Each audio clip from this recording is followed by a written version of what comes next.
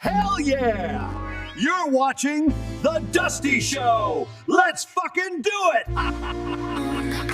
Ladies and gentlemen, you live in a nightmarish hellscape where we're all ruled by pedophiles. But if you're not in the Epstein list, let me hear you say it. Woo! Welcome, one and all, to the world's greatest program. It's The Dusty Show. What the fuck's up, everybody? Don't look at me! Don't look at me. I'm hideous, folks. I missed Wednesday's show. Tell you what the fuck happened. I don't know what the fuck I ate, y'all. I ate something. I puked my guts out, and then I slept for 3 days and ate for 3 days, and I got all these fucking sores in my mouth. I don't know if you can see them. I'm so embarrassed. I'm covered in herpes or some shit. I don't know what the fuck it is, but the show must go on, so please forgive my hideousness. I ate some bean burritos. I had some pumpkin pie. I don't know what the fuck it was. But anyway, I told you guys I was going to miss a show like every other week, so I was fucking due, but still fucking horrible. I apologize. Please look away. I am not an animal. I am a human being. Anyway, I'll just cover up my face with this microphone. Nobody will notice. So, I did nothing. Last 3 or 4 days since we've been apart. I didn't miss you guys, but didn't play no video games, didn't work on no fucking music, didn't watch any good movies, ain't got shit to report. I suck. I'm worthless. Should die. Anyway, let's go ahead and kick off the show, folks. Got a lot to cover. Got an extra day to make the fuck up for. So we're going to finger blast. I'm using that right through the show. Before we do, as always, let me beg you for money. Super chats are open. It's the lifeblood of the show. Just ignore my mouth. And super chat me. It's a little $ by the chat. Nope, wrong every time. Over here. Nope, wrong screen. Boom, over here. Click the $. Donate money. I don't let no ads run. I don't have no sponsors. I don't sell shit. I'm 100% user supported. So if you like my show, please chip in a few bucks. And also, this QR code leads to my PayPal link. This is the video. I'll read all the PayPals and the super chats at the middle and the end of the show. Thank you in advance. Don't look at this. And all right, let's go and kick it off, folks. Big fucking week for pedophiles. I don't know if it's a big week for pedophiles or against pedophiles. A little both. It's America. But let's go ahead and kick it off. It's time for... Well, I didn't bring up I didn't bring the thing up. All right, whatever. Let's start off, folks, tonight. It's already going so well. House Democrats have released emails in which Jeffrey Epstein claimed that Donald Trump was aware of his criminal behavior and had spent hours at his house. So I guess basically they had subpoenaed the Jeffrey Epstein estate for some emails that were part of his personal estate. And so finally they got some. And so first of all, Democrats, they, you gave me the herpes. Fucking John Hudson. I tell you one goddamn thing. It's the last time I ever go to a rest stop glory hole. No, sir! Like I've been sucking some bad dick. From now on, Walmart glory holes for me only. Gotta class that shit up. Anyway, back to Jeffrey Epstein. The Democrats released 3 emails that made Trump look guilty as shit. Let's look over them. First off, this first one. He's talking to Ghislaine Maxwell. And he's like, hey, Ghislaine, I want you to realize that dog that hasn't barked is Trump. Oh, my. So basically this whole thing is he's scared that Donald Trump is going to rat him out because Donald Trump knows about him and the girls, and him and Donald Trump were best buds, but they had a falling out because Jeffrey Epstein was cribbing all the young ladies from Mar-a-Lago, and hell no, those young ladies belong to Donald Trump. He no lucky that, so they feud, and so Donald Trump gaining power. He might become the president. Jeffrey Epstein's like, we fought, but he ain't taught yet. He knows the body barrier, but I also got dirt on him. And so he's messaging just like, I want you to realize that dog that hasn't barked is Trump. And then victim, name redacted. This is important, coming up in a minute. Spent hours at my house with him. He has never once been mentioned. Police chief, etc. I'm 75% there. Don't know what any of that means. But apparently this victim that they redacted, the name that was there is Virginia. So is this Virginia Guthrie? That's the most famous of Epstein's victims. Well, if it is, a lot of Republicans are like, hey, it was shady for Democrats to release this and not release her name because she's on record saying that Donald Trump didn't do anything to her.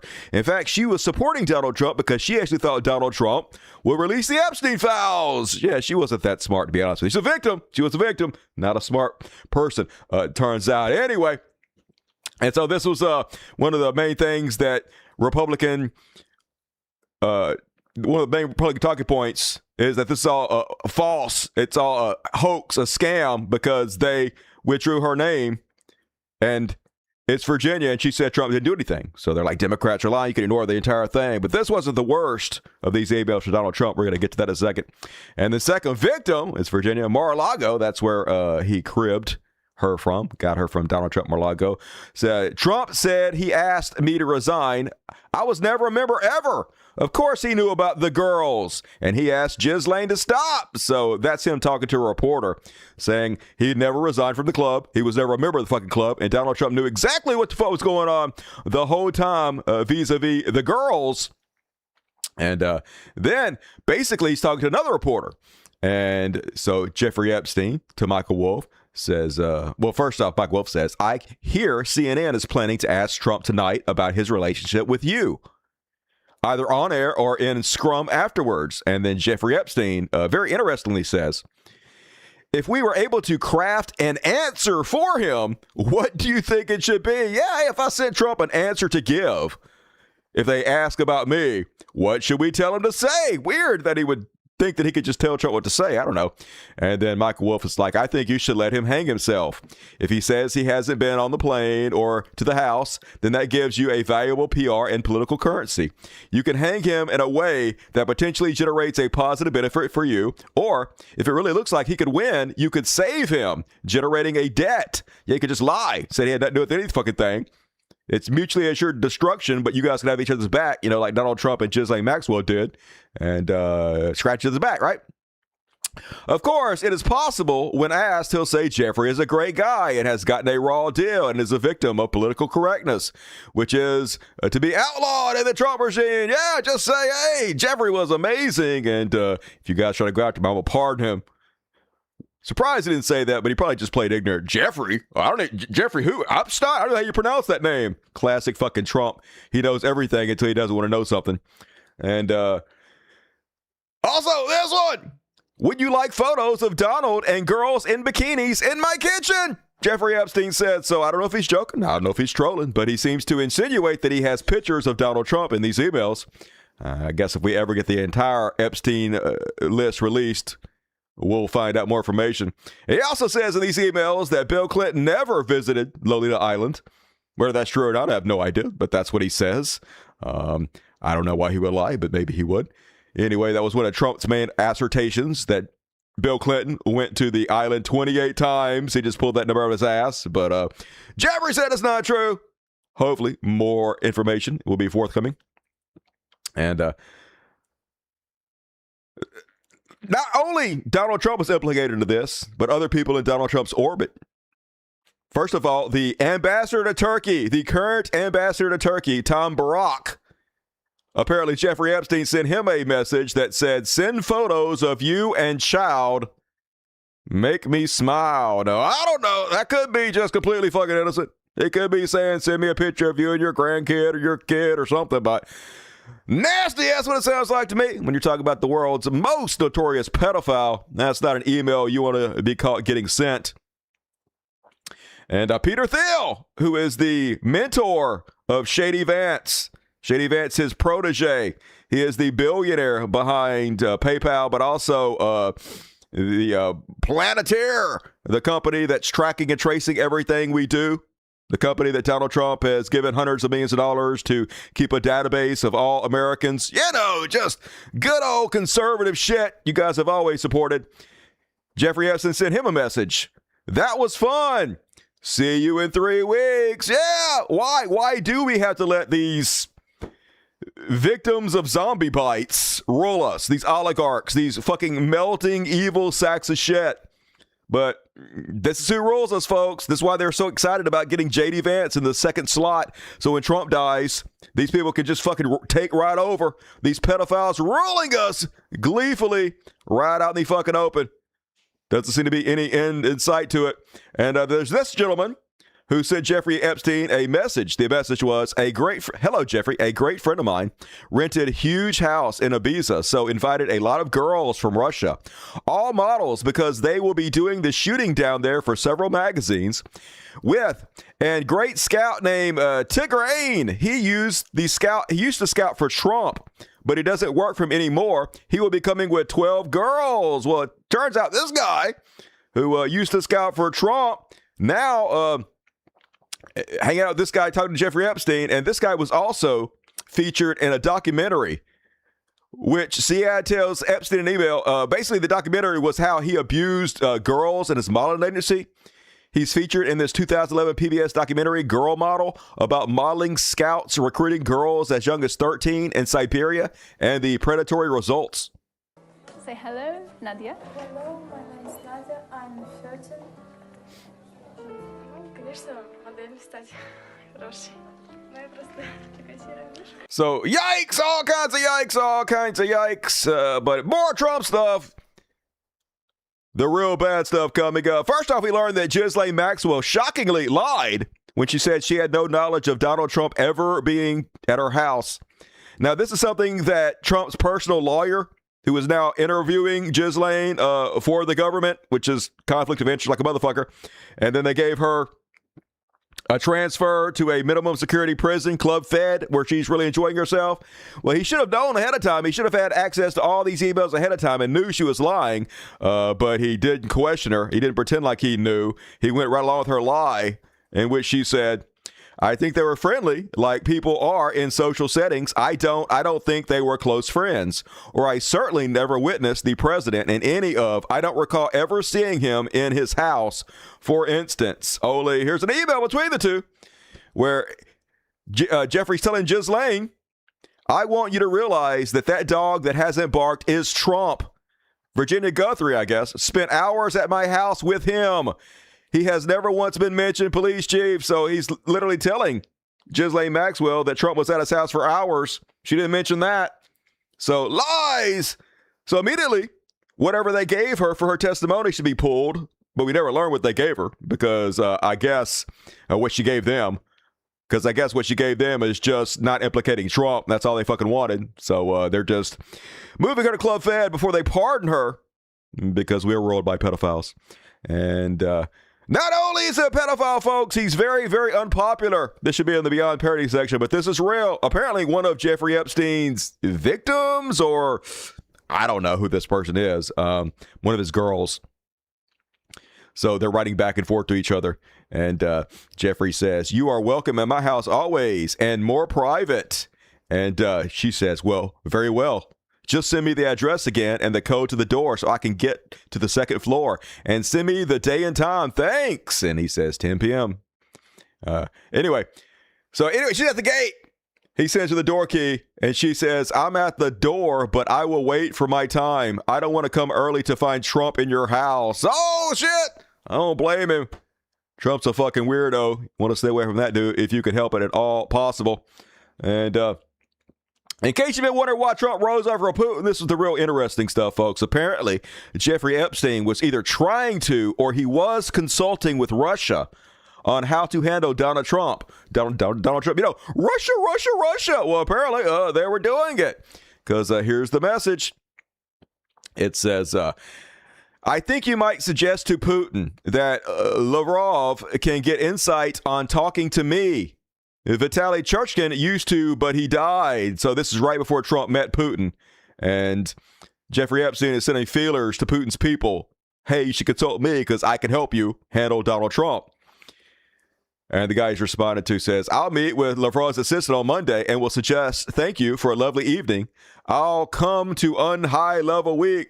To which Epstein says, Churkin was great. He understood Trump after our conversations. It is not complex. He must be seen to get something. It's that simple. That's right. You got to flatter this narcissist. You got to give him something. Make him seem like he's getting the better of you. And crazily enough, folks, this email was less than a month before Helsinki. Remember when Trump looked like he had been browbeat, looked like he was fucking Putin's dog? Now, I'm not saying that Jeffrey Epstein gave Vladimir Putin some dirt, but it definitely looks hinky as shit None of this good for Donald Trump, that's for fucking sure. And then apparently he insinuates, he tells his brother to ask Steve Bannon this question. Ask him if Putin has the photos of Trump blowing Bubba. And we all know who Bubba is. That's Bill fucking Clinton. So he's insinuating there's a photo of Donald Trump sucking Bill Clinton's dick that Putin might have over him. No, that could be a joke. It could be trolling. I don't have any fucking idea. All I know is he's claiming the picture exists, and I could really be that surprised, to be honest with you. I mean, yeah, these are the same picture pretty much. What's the difference? It's the same picture. It's just a shy, lovely young lady sucking that Clinton dick. And then apparently, I don't know if this is true or not, apparently they have archive footage of his interactions with Bill Clinton.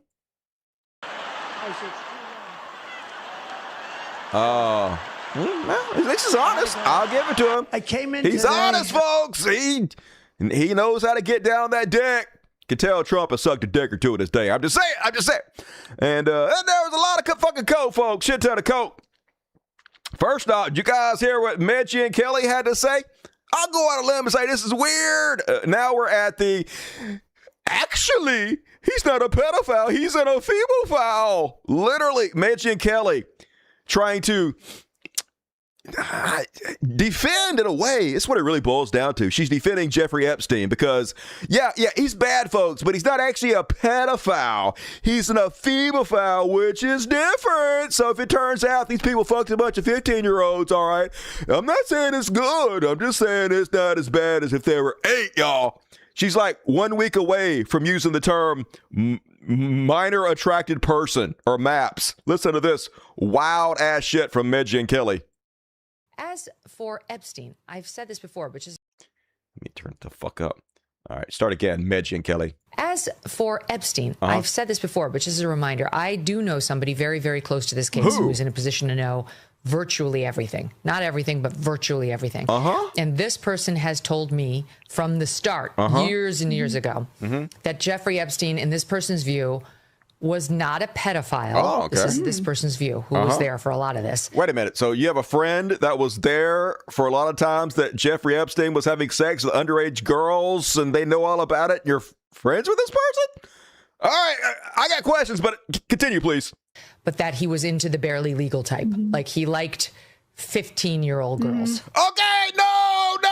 First off, 15 is not barely legal. As someone who used to work in the porn industry, barely legal is like 18 and 19. Okay. It's legal, but just barely. 15 is not barely legal. It's very illegal. Haven't you ever heard 15 will get you 20? The fuck you talking about? It gets even worse. Please continue. That he was into the barely legal type. Like he liked 15-year-old girls. And I realize this is disgusting. I'm definitely not trying to make an excuse for this. I'm just giving you facts. You're 100%. That he wasn't into like 8-year-olds, but he liked the very young teen types. Very young. That could pass for even younger than they were, but would look legal to a passerby. Yeah, hey, folks. Hey, don't worry. Yeah, she looks 12, but it's fine. She's actually 15. So nothing to see here, y'all. And that is what I believed, and that was what I reliably was told for many years. And it wasn't until we heard from Pam Bondi that they had tens of... Anyway, weird. Let's just all agree. That's a weird thing to say, but they're trying to do, coverage for Donald Trump, especially if the Epstein files actually ever do get released and things are even worse for him. They're trying to set the groundwork. Hey, it was only 15-year-olds, maybe a few 16-year-olds. Okay, that's not great, but not too bad, right? And crazy to watch Alex Jones takes on it, folks. Folks, I agree with this person. Having grown up listening to Alex Jones since 2004, it's just crazy that the guy for generations screamed about the threat of pedophile government officials putting U.S. troops on the street. When it actually happens, he is running for cover. Alex Jones is like, it's a nothing burger, folks. Nothing burger. On top of nothing burger. Epstein files and attempt to distract the public from disastrous democratic shutdown. Alex Jones, want you guys to know there's nothing to see here, folks. Literally growing up, Alex Jones was constantly, pedophiles rule us, folks. A cabal of pedophiles rule over us, and they're practicing. They're doing Fallujah in order to practice because they're going to take over our cities. These jackbooted thugs, they're going to disappear people on our street, folks. It's all coming. And now everything he said came to truth. And instead of taking credit for it, he's like, nothing to see here, folks. Just shows you how money fucking changes you. It's just crazy to watch in real time. He could be doing victory laps right now, but that money too fucking good. And so much go, folks. First off, he being accused of being a pedophile. So they're like, let's get Donald Trump out in the public immediately with a bunch of fucking kids. That's a great idea. Yeah, fuck, the president's been accused of being a pedophile. We got to post a video of him with some fucking kids. Just genius marketing from the conservatives. And then a lot of weird takes, like this one from Laura Loomer. All right. You can't be outraged by the Epstein saga and simultaneously not be outraged by the fact that we have a Muslim serving in Congress. That's right. Shut the fuck up about our pedophile unless you hate all Muslims, right? You can't be offended by pedophilia. You can't not want to be ruled by pedophiles unless you hate Muslims. Just logic right there. So shut up and stop thinking about it, everybody. And then MAGA is dead. MAGA is dead was trending all over social media. And I wasn't believing it at all. I was like, MAGA ain't fucking dead. That's stupid as shit. But if there was one post that made me believe that MAGA might be dead, it was fucking this one from Laura Loomer that says, MAGA is not dead. Okay, continue. Many of the people saying this don't even vote for Trump in 2024. Look, I am super pissed off that Trump brought Giuliani to the White House. I hate the fact that the Emir of Qatar is flying around Air Force One when he belongs in Gitmo, but it's not a deal breaker. I don't really give a shit. None of that really means anything to me. I'm just talking out my ass. But I'm not going to say MAGA is dead simply because Trump is fraternizing with insane genocidal Muslims. How about because of all the pedophilia stuff? Nothing? Okay, that's what I thought. And I feel sorry for Dinesh D'Souza a little bit. Not really, because he gets what he fucking deserves. But Dinesh D'Souza's all like, all this posting by fickle MAGA types, I'm done with Trump. He's on his own. Trump has always been found on his own. He doesn't need us as much as we need him. Right now, we don't have anyone else. Yeah, folks, that's what they're going with. Hey, what we gonna fucking do? Yeah, he's a pedophile. All right. Oh, a feeble-phile. He's a feeble-phile. Okay, yeah, maybe he was good friends with Jeffrey Epstein, knew all about the girls and everything, but what we gonna do? We ain't got nobody else, all right? Sometimes you gotta go with the pedophile you have instead of the pedophile you wish you had, all right? I think one of Bush's people said that, didn't they? And that Tim Pool out there, folks, they trying to put lipstick on this pig. They trying to sell it as much as they possibly can. Here's Tim Pool's take. What if Donald Trump is not releasing the Epstein files because he's secretly a fucking hero who was ratting on Epstein the whole time? What ifs? I'm not going to play this because it's squeaky Tim Pool's voice, and I'm not going to submit you through that because it's horrible. But Tim Pool is like, could it be that the reason Trump doesn't want to release the Epstein files is because that will expose him as a snitch? Not just on Epstein, but on a lot of other stuff. I know my Tim Pool sounds a lot like my Ben Shapiro. They're all squeaky bitches, though, in my defense. Anyway, yeah, what if he's just a fucking hero? Well, then just release the fucking files, then we'll know. Wouldn't being thought of as a rat be a lot better than being thought of as a pedophile? Yeah, math ain't mathin', Timmy. Ball bitchin'. To recap, the latest Epstein bombshell proved that Epstein hated President Trump. So this is what all the right-wing influencers are going with. And I'll point this out more in a minute, but what I really find interesting is how quickly all these people get on board with exactly the same message. Now, they don't have to collude with each other in any way whatsoever. They don't have to talk to each other to do this. How this works is Elon Musk and his algorithm, which is pre-programmed, decides what talking points he wants shared that day. And so all these people that literally just get paid by Elon Musk, they just go to their front page of Twitter and they see what's trending. They see what right-wing talking points is trending. And so they all immediately post the exact same message because then the algorithm boosts them up. And that's how they make their fucking money. And like I said, they don't have to collude with each other. They don't have to talk. But in an instant, they're all on the fucking same page, and your entire feed is the same exact message from all these people. They're basically NPCs. It's crazy. And one of their main talking points was, hey, Jeffrey Epstein talks shit about Donald Trump, which means Donald Trump is actually a good guy, right? You know, because there's two criminals, and one criminal says, holy shit, that criminal is a real pile of fucking shit. I guess that means he's a good guy or something. That's conservative logic. But anyway, almost every right-wing influencer was spreading this message. To recap, the latest Epstein bombshell proved that Epstein hated President Donald Trump, didn't trust him, and that Michael Wolff is a liar. So you can't believe anything it says. And they were all posting this.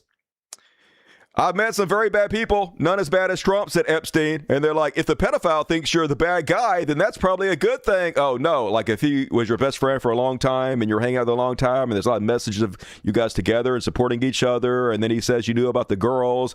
And then also he's obviously scared of you because you're about to take power and thinks you might rat him out. And he's talking about you in that sense. Not great, to be honest with you. But this is the major cope. And I don't think it was getting a lot of traction, to be honest with you. I was looking at the likes, and I'm not sure this shit is flying for them. Who knows, right? None of them really care anyway. And none of them care if Donald Trump fucked a kid. They would be fine with it. They just got to pretend otherwise. But here, Democrats, we have proof. Epstein and Trump were buddies. I mean, there's literally footage of them together at parties, and Donald Trump saying Epstein was a great guy. So we know they're buddies. They might have had a falling out at some point over being jealous of the young girls they wanted possession of. But what proved? Democrats, these emails where Epstein says Trump was the worst person and dangerous. Same people are like, oh my God. So every one of them, the same talking point, all on the same page. And then they were just lying through it, folks. They're like, hey, this does look bad. It's obvious that Republicans are withholding the Epstein files and Donald Trump is making them do it. I know. Here's what we'll do. We'll just claim the Democrats are actually the one voting not to release the Epstein files. That'll work. And so all my timeline were just these lies. Everybody spreading it. Tim Burchett literally tried to release it yesterday. Democrats blocked it. Yeah, didn't Democrats block it? Only that didn't happen. So first off, this guy, this congressperson, tried to upend the bill that's going through Tuesday to actually release all the Epstein files where all the Congress people have to vote in public and their votes are recorded. So he tried to usurp that by pushing through this, which allowed them to vote in secret. So the reason, obviously, is because they could vote no in secret without anybody knowing, without taking any political fallout for it. And he figured that more people would vote no and it wouldn't pass if it was done in secret. So Democrats were like, no, we're not going to let you guys vote in secret. We're going to make you put it on the fucking record. And we're already voting fucking Tuesday, so let's do it Tuesday. But the crazy part is they're not even one that objected to it. It was another Republican that actually rejected to it. So from top to bottom, this is a fucking lie. But it doesn't matter. The talking point is out there. They know they're lying, they get paid for it, and they don't give a shit. Here's a cat turd. Why are Democrats blocking the release of the Epstein files? They didn't. Even Grok is lying about everything now. We'll cover more of that in a minute. Elon Musk has finally tuned it to only give right-wing talking points. Hunter Eagleman, Democrats all morning. We got him, Epstein, this and that. Democrats this evening literally block a motion to release all the Epstein files. You can't make this shit up. Only it turns out you can make it up because he's literally making it the fuck up. 50,000 likes, so it doesn't matter. It only matters who controls the airwaves, folks. Temple, bald squeaky Temple, save yourselves. As he posed, Democrats block efforts to fast-track vote on Epstein files. Yeah. Hey, like they obviously can't defend what's happening, so just lie. Pretend like the opposite is fucking happening and money, I guess.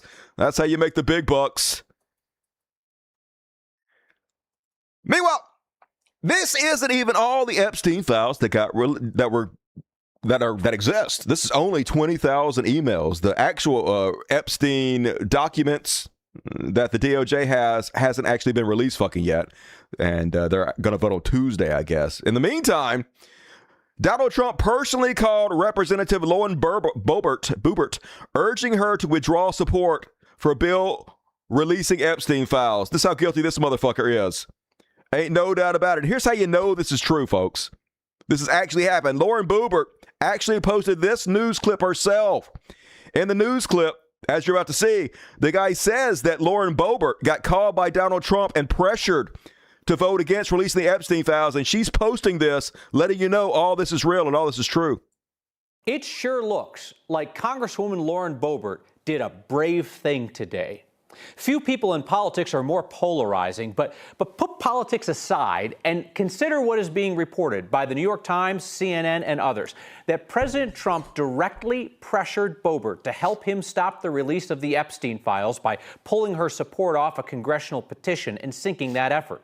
Reports say the Trump White House also brought Boebert into the Situation Room for a meeting with the Attorney General and the FBI Director, who, we should note, are accused of using the Justice Department to punish people who defy the president. So it definitely happened, folks. That's how guilty he is. Just amazing they're doing all this right on the fucking open. And conservatives still don't give a shit about anything. Wowed. And so they did it, folks. They finally swore in this lovely young lady, Representative Adelita Grizalva. Nailed it. They've been postponing her swearing in to make sure that she doesn't vote in favor of releasing the Epstein files. And so she was the tiebreaker vote. They finally opened the government. They finally got her in there. They finally swore in, and she voted. And so now Epstein file petition gets final required signature. And so it passed. So now it's got to go to the other house. And it's being voted Tuesday to release the Epstein files. Supposedly Tuesday, they're going to vote once and for all whether to release the Epstein files. Now, of course, I have my doubts.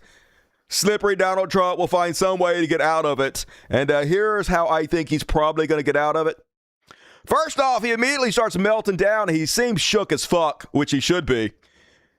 Out there on the True Social, the Democrats are doing everything in their withering power to push the Epstein hoax. Don't believe it, everybody. Don't believe it. Some weak Republicans have fallen into their clutches because they are soft and foolish, you weak pussy-ass bitches. Help me get away with my pedophilia. Help me cover it up. And so then he's like, I know, I'll point the finger at Bill Clinton. It's always somebody else. Go look over there. Squirrel, look over there, everybody. And so he's that now that the Democrats are using the Epstein hoax involving Democrats, not Republicans. Well, even if that were true, like when all this happened, you were a Democrat, right? So that doesn't help you. To try and deflect from their disastrous shutdown and all of their other failures, I will be asking Attorney General Pam Bondi and the Department of Justice, together with our great patriots and the FBI, to investigate Jeffrey Epstein's involvement and relationship with Bill Clinton, Larry Summers, Reid Hoffman, J.P. Morgan Chase, and many others. Everybody except for me, baby. I'm going to stick the DOJ on everybody except for me. So some people think that will successfully block the release of the Epstein files. According to the CNN article, if there's an active investigation from the DOJ into these files, they won't be released to the public. That's their claim, folks. So whether it's true or not, I do not know. But let's scroll to the bottom where it says that. But the newly announced criminal investigation could give the Justice Department a new justification to resist turning over the files or convince some lawmakers to back off. Generally, the department resists giving Congress files during an ongoing criminal investigation because any public release could jeopardize the integrity of the probe or any resulting criminal case. This will certainly give members of Congress a basis on which to vote against closing the Epstein files. So they're like, hey, we don't want to do it, but it's an active investigation, so we have to. So they're going to vote against it, folks. Don't get too excited these files are going to be released. We'll see what the fuck happens, but they're going to do everything they can to cover for pedophiles and to the very goddamn end. And they seem to be getting away with everything, so I don't expect anything differently. And speaking of people who get away with everything and other conservative pedophiles, you guys hear about this one. So they did an interview with the underage girl that Matt Gaetz paid for sex. She was 17 and a high school junior in Florida. She was working at McDonald's, and she was living in and out of a homeless shelter, hoping to save up to buy braces to fix her teeth. She falsely advertised herself in 2017 as 18 years old on a website that matches men looking for companionship with young women looking to make money. Literally, a homeless teen trying to save money for braces. And as Megyn McCain clutches her pearls, there is pure evil in this world. A 17-year-old homeless girl working at McDonald's trying to save up money for braces, and a perverted sitting member of Congress took advantage of a vulnerable child and broke the law, and no one seems to care that much. Bitch, you will 100% support the guy who wanted Matt Gaetz to be his attorney general. He was like a hair's breadth away from being attorney general, and you will support that guy all the fucking time. You are part of the problem. Why are you even pretending? And yeah, A 70-year-old homeless girl saving up for braces. Very, very fucking dark. But hey, it's the worst goddamn timeline. This is what you get rewarded for. This is what you get high-paying podcast deals for. This is what you become a hair away from the Attorney General. Just the worst among us, continuously getting rewarded for it. And, all right, that is my Epstein coverage for this evening, folks. I'm sure there's more to come. I will keep you guys abreast of the updates of the story. We'll see if Tuesday they release the entire thing, but do not hold your breath, because you will probably fucking die. And evil, that's what they are, folks. GOP, the guardians of pedophiles, but they don't actually give a shit about anything, so what are you going to do? And they rule us, so what the fuck are you going to do? I guess vote. I guess our votes count. I guess the last election proved in some places they still count, so I guess still vote and get out there and do the best you can. I hate to even fucking say that because it sounds so like helpless and powerless, because it doesn't seem like it's working very well. But what else are you going to do? Like, I'm not allowed to say anything else. So, all right, let's go ahead and move along, folks. Still plenty of time to get your super chats in if you want to, if you're able. Next up, we're going to do a little thing I like to call somewhere down here, motherfucker. It's the economy, stupid! It's lagging just like our fucking economy, you fucking motherfucker, you lagging suck of shit. And first off, on the economy, U.S. travel from Canada dropping for 10 straight months. Doesn't seem very good for the tourism industry. Canadians are keeping up their efforts to boycott travel to the United States, with air travel from the country dropping last month by nearly 24% and car travel by more than 30% compared to the same time last year. Man, I thought Canadians were polite. They hold a fucking grudge. The decline, which has lasted 10 consecutive months, is part of a broader shift in Canadians' attitudes towards the United States. They fucking hate us. Who can blame you? I'm sorry, Canada, but stay far away. America's not even safe for us, much less anybody else. And then Donald Trump revealed his genius healthcare plan that's totally going to happen, folks. This is absolutely not a distraction to kick the can down the road. This is what he's really going to do. You know, their stock prices have gone up by 1,000% in many cases, 1,000% over a short period of time, because our country stupidly pays them so much money with this Obamacare scandal. So I want the money to go directly to you, the people. And you go. How is that going to change anything? How, if you pay directly to the fucking people, we still have to pay the insurance company, and it'll be even more because we can't collective fucking bargaining. What are you even talking about? Plus, if you send the money directly to the fucking people, won't a lot of them just keep the money and not buy health insurance and then go bankrupt? And also, why would you take our money and then just give some of it back to us? Why would you just not let us keep our money through tax breaks? Is it because you want all this healthcare money funneling through you so you can skim off of it? Of course, that's what it's about, folks. Trump sees the healthcare industry as the biggest pot of gold there possibly can fucking be. And he's looking to be the first trillionaire on the planet, so it's got to all go through him. He'll siphon off his piece. It'll kick a little bit back to you, but just fucking crumbs as always. Go out and you'll buy your own health insurance, and you'll negotiate different plans, and you'll get much better insurance, and you will be an entrepreneur for yourself. None of this is going to happen, of course, but even if it did, that's not a good idea. And you know it's getting bad for Donald Trump when Hercules himself, Kevin Sorbo, starts posting against you. Donald Trump said something that made a lot of conservatives mad, and this is what he said. There's never going to be a country like what we have right now. And does that mean... So they're talking about H-1B visas, which are the visas they bring foreigners in from other countries to do American jobs.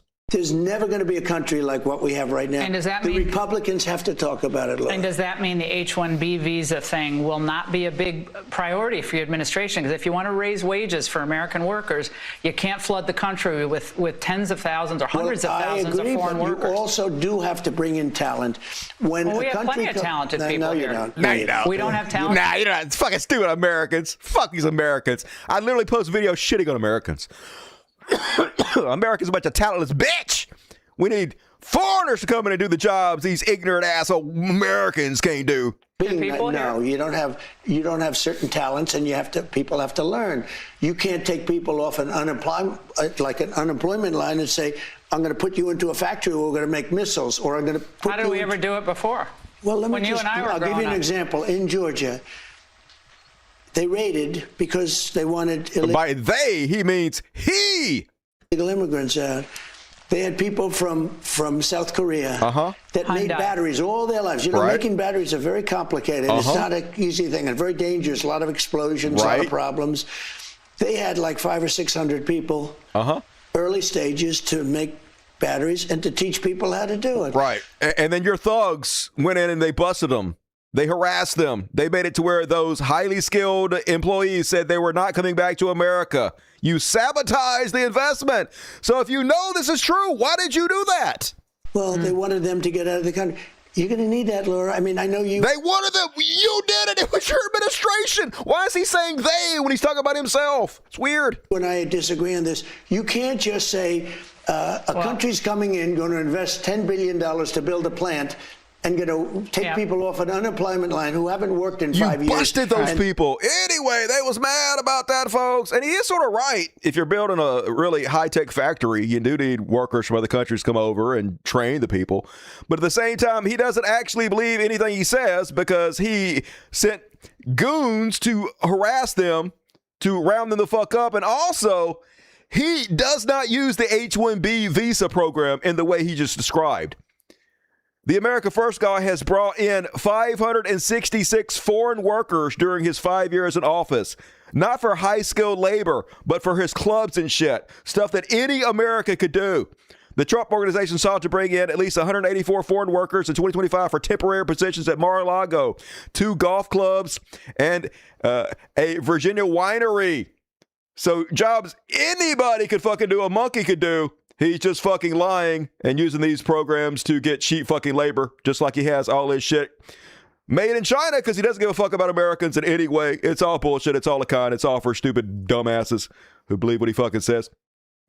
Meanwhile, they decided not to release the jobs report for October, which goes to show you folks, we're in the Great Depression. You know, if the jobs reports were good, they'd be releasing this shit like a motherfucker. Now they're like, hey, not only are we not going to release the jobs reports this month, we may never release them a fucking again. You may never know how the economy's doing. Economists, investors, and policymakers at the Federal Reserve to receive critical government data. The Democrats may have permanently damaged the federal statistical system with October CPI and jobs reports likely never being released. And all of that economic data released will be permanently impaired. That's right, folks. The most transparent administration ever. Permanently not going to release the jobs reports. Yay! So we can't know how the economy's doing, folks. We'll just have to take their word for it. It's all doing good. Hey, what's the Walmart Thanksgiving meal going for this year? That's how I judge the economy. And they just laughing at us, folks. They laughing right in our fucking face. Here's Trump's Economic Council Director, Kevin Hassert, admitting they're not going to release the numbers and saying, hey, maybe we'll just concoct something to throw out to you motherfucking idiots.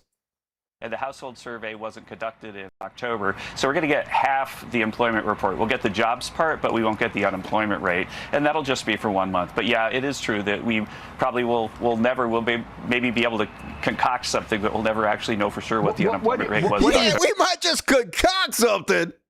We might just make some bull fucking shit up, but who knows? We'll never know for sure what the numbers are. Oh, well. These numbers were like clockwork under every other president fucking ever. But suddenly, can't get it done, Donald Trump. And it's frankly one of the biggest scandals in American history that the Trump administration is not releasing the inflation data for October. This is economic suicide, all because they don't want to share the truth with the American people. But it's just another day that ends in the Y for the Trump administration. Meanwhile, they have found a set of economic numbers they do like, and they are willing to release. It's the DoorDash numbers. Yay! That's how we measure economic certainty in this country now, what DoorDash says. And they can't even quote DoorDash without getting community noted, folks. Carolyn Levitt says, prices are steadying and wages are climbing. New DoorDash report shows, hey, we don't have our own economic data, but DoorDash says we're doing great. Only even that's a lie. Misleading, the report actually shows rising food prices. Average prices of a cheeseburger and a soda and fries increased 3.8% year over year in September 2025, while typical restaurant meals rose 3.2%. So lies. Even their bullshit cherry pick data is a fucking lie. Everything about them is a lie. And They just laugh in our face, folks. Trump getting off on it. He knows what the fuck he's doing. He knows that he upsets people when he bullshits us like this, and they think it's funny. So here's Trump today. Yesterday. Thank you. The Bible tells us that one of the measures of any society is how it cares for vulnerable children and orphans. So important, and it's so... He's literally fighting in court to strip families of food assistance. Literally doing everything they can not to help the poor and the most needy. They cut cancer research for children. It just, it doesn't matter. Words don't have any meaning anymore. And gaslighting, that's what they do. And you know who's become, I don't want to say a hero, but a broken clock that's right twice a day? Marjorie Trader Queen, I guess she's running for president. I'm assuming that maybe she's seen some of the Epstein files and thinks Donald Trump is going to be severely hurt by them, and she's trying to distance herself from him. I don't have any idea. That's what I think. But anyway, she's been speaking out against Trump bullshit, the American people. And so gaslighting the people and trying to tell them that prices have come down is not helping. It's actually infuriating people, because people know what they're paying at the grocery store. They know what they're paying for their kids' clothes and school supplies. They know what they're paying for their electricity bills. And so that approach does not work. We need compassion and show that we care about the American people, and show that we are in the trenches with them on what they're going through. That's first and foremost. You don't gaslight them, you don't lecture them, and you don't deny what's happening. But gaslighting, that seems to be their playbook. They're just going to continuously tell us the economy's fine, that everything's affordable now, and hope that we don't actually look at our own pocketbooks or our receipts. And the community knowing it all the time, folks. They cannot tell the truth to save their lives. Here's the White House official account. Tariff revenue smashes records, slashing the U.S. deficit by over 25%. Is that true? No. Tariff revenue did not hit record in 2025, but it did hit records in 2025, but it did not cut the deficit by over 25%. The 2025 deficit fell by about 2%. Federal outlays also rose to roughly $7 trillion. So lies, but that's all they got.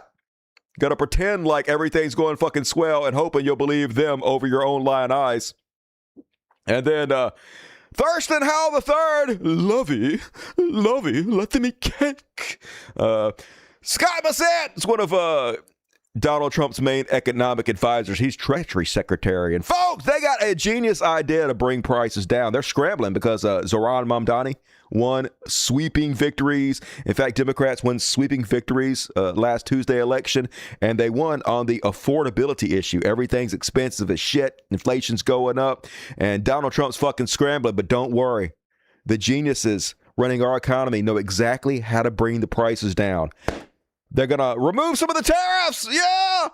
I don't know how this is going to work. You guys specifically told us that tariffs are not passed along to the consumer, that tariffs do not cause inflation or increase prices. But now they're saying. Well, it's tough to do a lot of specific things, but I can tell you, Brian, you're going to see some substantial announcements over the next couple of days in terms of things we don't grow here in the United States. You know, coffee. Took you 7 months to learn we don't fucking grow coffee and bananas and shit in the United States? Good God. Coffee being one of them, bananas, other fruits, things like that. So that will bring the prices down very quickly. And How does removing tariffs bring the prices down? You specifically said they don't increase prices. You said they're paid by other countries, not passed on. What is this madness? I feel like Jerry Seinfeld. We inherited this affordability mess. It was the worst inflation. Oh, my God. 40, 50 years. One of the worst in the nation's history. During Donald Trump's first presidency, he increased the monetary supply by 40% in 22 months alone. You know what happens when you add 40% to the monetary supply in as quick as 22 months? Inflation! And affordability has two components. So there's the price level. Anyway, tariffs! They're getting rid of the tariffs, and somehow that's magically going to bring prices down, even though they've sworn that they have no connection to each other. Meanwhile, Trump out there still lying about the whole Walmart thing. As I covered in the last show, Walmart cut its Thanksgiving meal down by multiple items, and they replaced a bunch of the name brand items with store brand, Walmart brand, which brought the price down a little bit. Donald Trump still pretending like Walmart did a study, y'all. They did this huge study, and they studied all the prices, and they found that groceries are actually overall 25% less under me. Complete fucking bullshit. None of this is true, but here's Trump. And also, I want to thank Walmart because they came up with a fantastic study. It literally wasn't a study. They literally have a meal they've done for 3 years now. It's the third year, and every year it's different. Sometimes it has more items, sometimes it has less, and this year it has less items and it costs less. They didn't do any study. No study was done. It was the cost of Thanksgiving. No, that's not coming up, and the cost of Thanksgiving from a year ago. None of this is true. Under Sleepy Joe Biden, and we're 25% lower this year than we were a year ago. So he knows it's not true, but it doesn't matter because, once again, who controls the airwaves is what's important. The truth has no bearing on our current society. And, folks, this is what I was talking about earlier about how they control the airwaves and how all these right-wing influencers, they all get on the same message almost fucking immediately. And it's kind of crazy to see. You guys remember that old clip with Sinclair Media where it shows the different news organizations and they're all saying exactly the same script? Every local news crew is got the same script and they're all reading off of it. Well, this is what's happening on Twitter right now. This is what's happening all over the internet with our right-wing social media influencers that dominate everything. As I told you guys earlier, how it works is they don't actually have to collude with each other. They don't have to have any conversations. They just go, they wake up every day, they crawl out of bed, they go to Twitter, and they go to their front page, and they see what's trending, and they know that's what Elon Musk is paying them to post. And so they all post the exact same thing. And here's one of the things I post today. This story. Just in an incredible development, Target drops prices on 3,000 food, beverage, and essential items starting this month. Target is also bringing back the Thanksgiving meal at its lowest price. And they're like, wow, Donald Trump's bringing prices down. Only, of course, this happens literally every single year. They do this for Black Friday. Every Christmas season, every holiday season, they put things on sale. Usually they just jack up the price 30% and then they bring it back down to normal price. It's all bullshit, but they do this every fucking year. They've discovered Black Friday, folks. This is all some new amazing shit that Donald Trump did Black Friday. This is what they voted for. It's the only black thing they're ever going to vote for. But here's what the wild thing, folks. This is my fucking timeline. My entire front page is just this story over and over and over and over again from right-wing influencers. They're all saying exactly the same thing. They're all on exactly the same page. You're all getting paid, and bots are doing it too, to push this fucking story, to make the idiots in America think the economy is doing good because Target is putting shit on sale just like they've always fucking done. And it's exactly the same wording over and fucking over again. It's just crazy to watch this. Like I said, this level of cooperation and spreading these messages without actually having to collude or talk to each other. But that's how the game is played, folks. This is what the world's richest man is paying for. Continuous disinformation. Meanwhile, the IMF, this is how crooked the whole $40 billion bailout for Argentina is, because everything for them, nothing for you.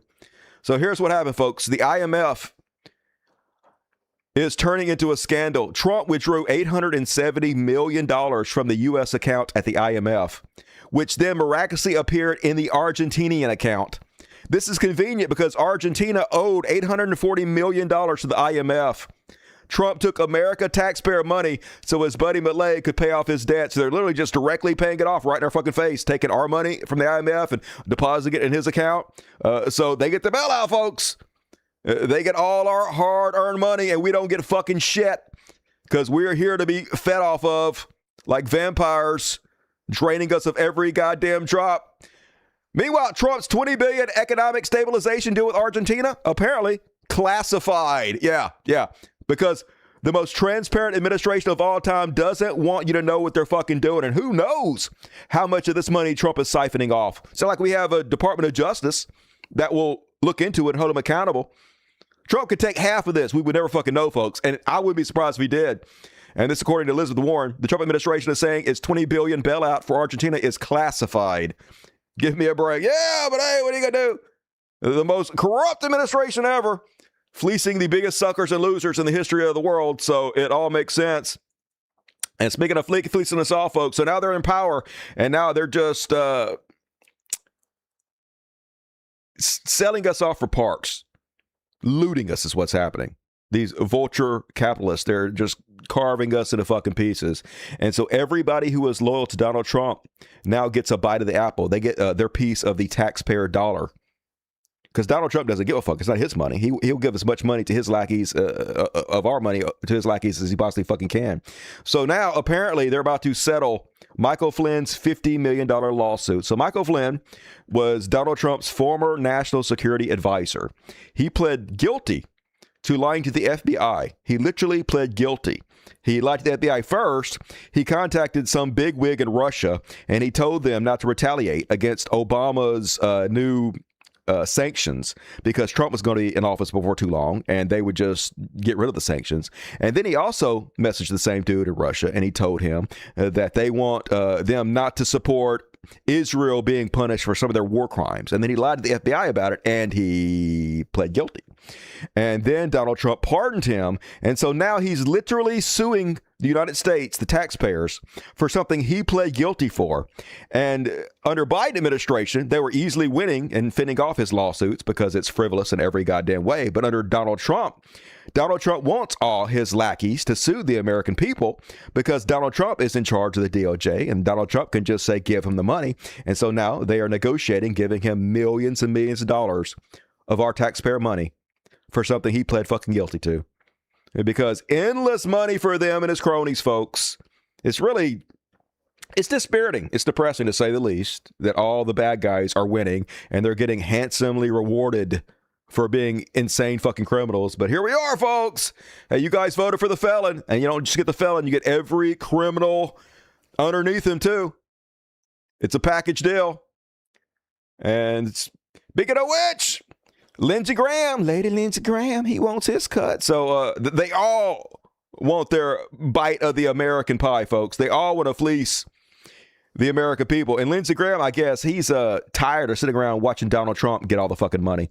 Donald Trump just doing all the corruption right out in the open. So first, Lindsey supporting Donald Trump's fleecing the United States citizens of millions of dollars, hundreds of millions of dollars, $230 million to be in fact. Lindsey Graham says, I hope Republicans will not follow Senator Schiff's lead and deny President Trump the ability to sue for damage done to him and his family by Jack Smith and his minions at the Biden Justice Department. So he's talking about suing us. They're talking about the President of the United States suing the citizens of the United States for $230 million, folks. The most abject corruption. Donald Trump, who 100% tells the DOJ to settle these cases, can just demand any amount of money he wants to and then tell Pam Bondi to pay him and get paid. And Lindsey Graham is saying he hopes they allow him to do this. Now, there's a reason Lindsey Graham is saying this. And the reason is Lindsey Graham and his minions in the big, beautiful bill. Remember, they finally got the government open. They promised they were just going to pass the bill as it was, but they snuck a few things in there. And one thing they snuck in there was Lindsey Graham gave himself the ability to sue the United States government for millions of dollars because during January 6th, the Justice Department subpoenaed his phone records to see who he was talking to see who he was collaborating with while they were trying to overthrow the government and install Trump as a dictator. And so now he is giddy at the opportunity of suing his own constituents, the American people, and fleecing us for millions of dollars. Here he is bragging about it. So that's be filing a lawsuit. Oh, definitely. And if you think I'm going to sell this thing for $1 million, no. I want to make it so painful no one ever does this again. Yeah, you think if I'm only going to take $1 million from the American people, you out of your mind. I'm about to get paid, baby. Woo! We back, America. And he's learned from the Donald Trump playbook, which is just do all your crime out in the fucking open. And it's the cover-up is worse. It's worse than the crime.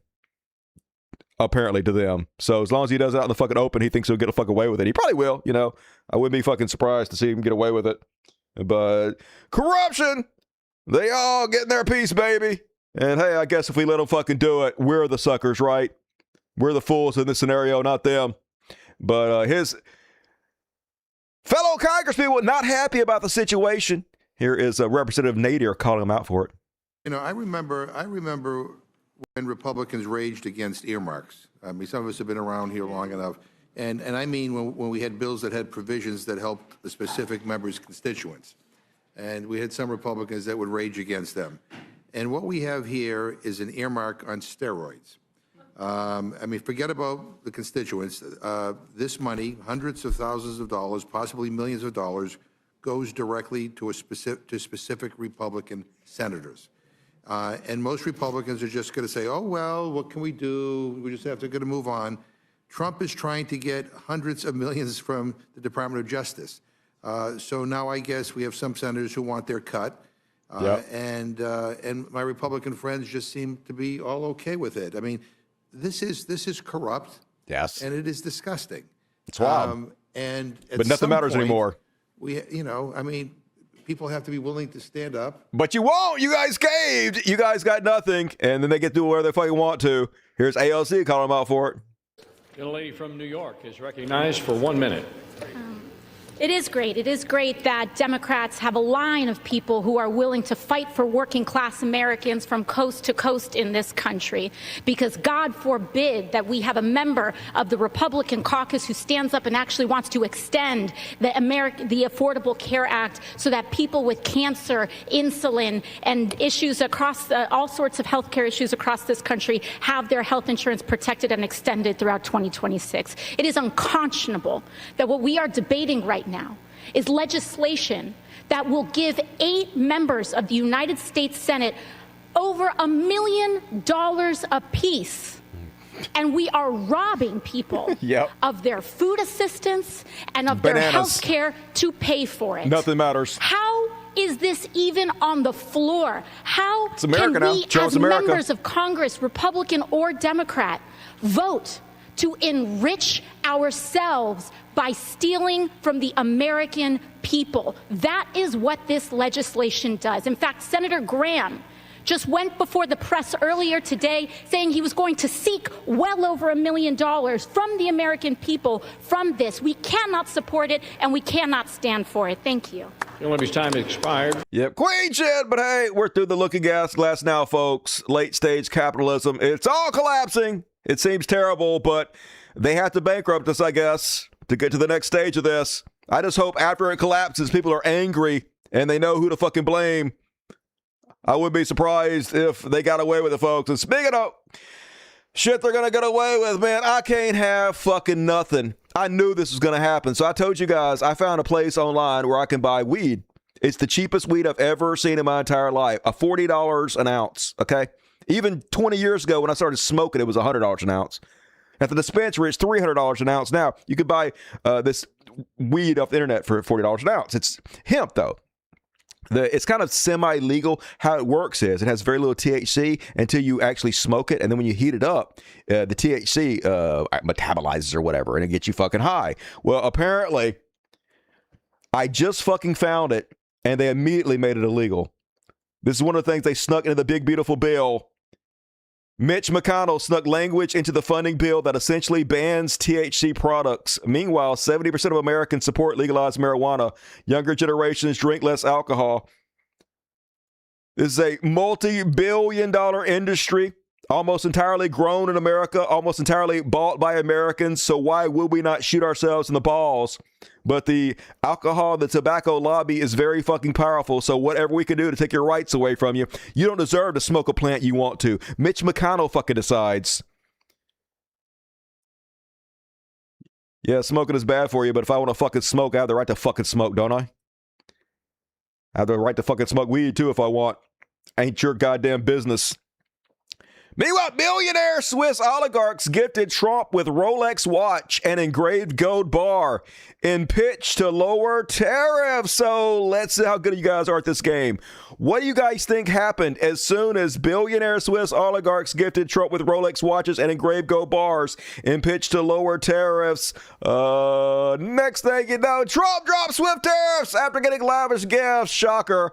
That's all you have to do. That's what Jeffrey Epstein said. You just got to know. You got to give him something. He's got to feel like he's getting something from you in order to get his way. So it always works. Just flatter him. Give him baubles and trinkets and shit. And Reap the benefits, baby. Meanwhile, you know who's responsible for the housing crisis? Now, you might think, oh, it's rich people owning multiple houses. It's Jeff Bezos, the world's third richest man, having a large corporation that does nothing but buy up tons of private houses, then rent them out. Could that be it? No. What's really causing it is illegal aliens. You know, all the illegal aliens who are getting home loans. And they're so flush, they're buying all the houses. Don't think about it. Just listen to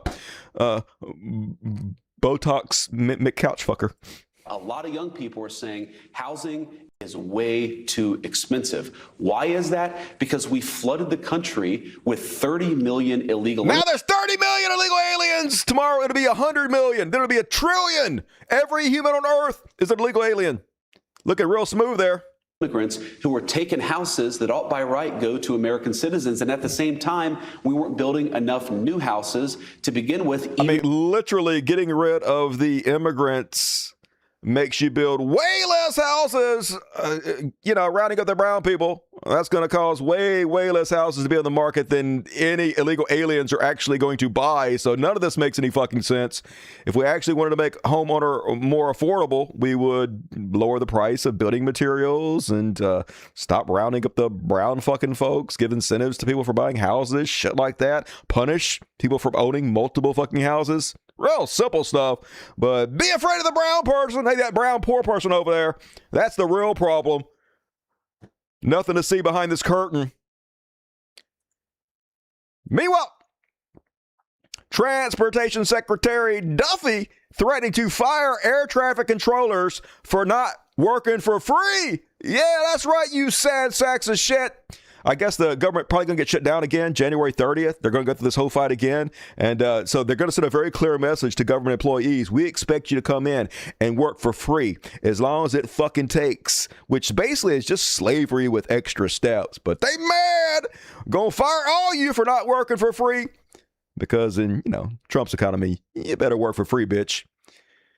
Meanwhile, they sure do seem to have plenty of money for their pet projects.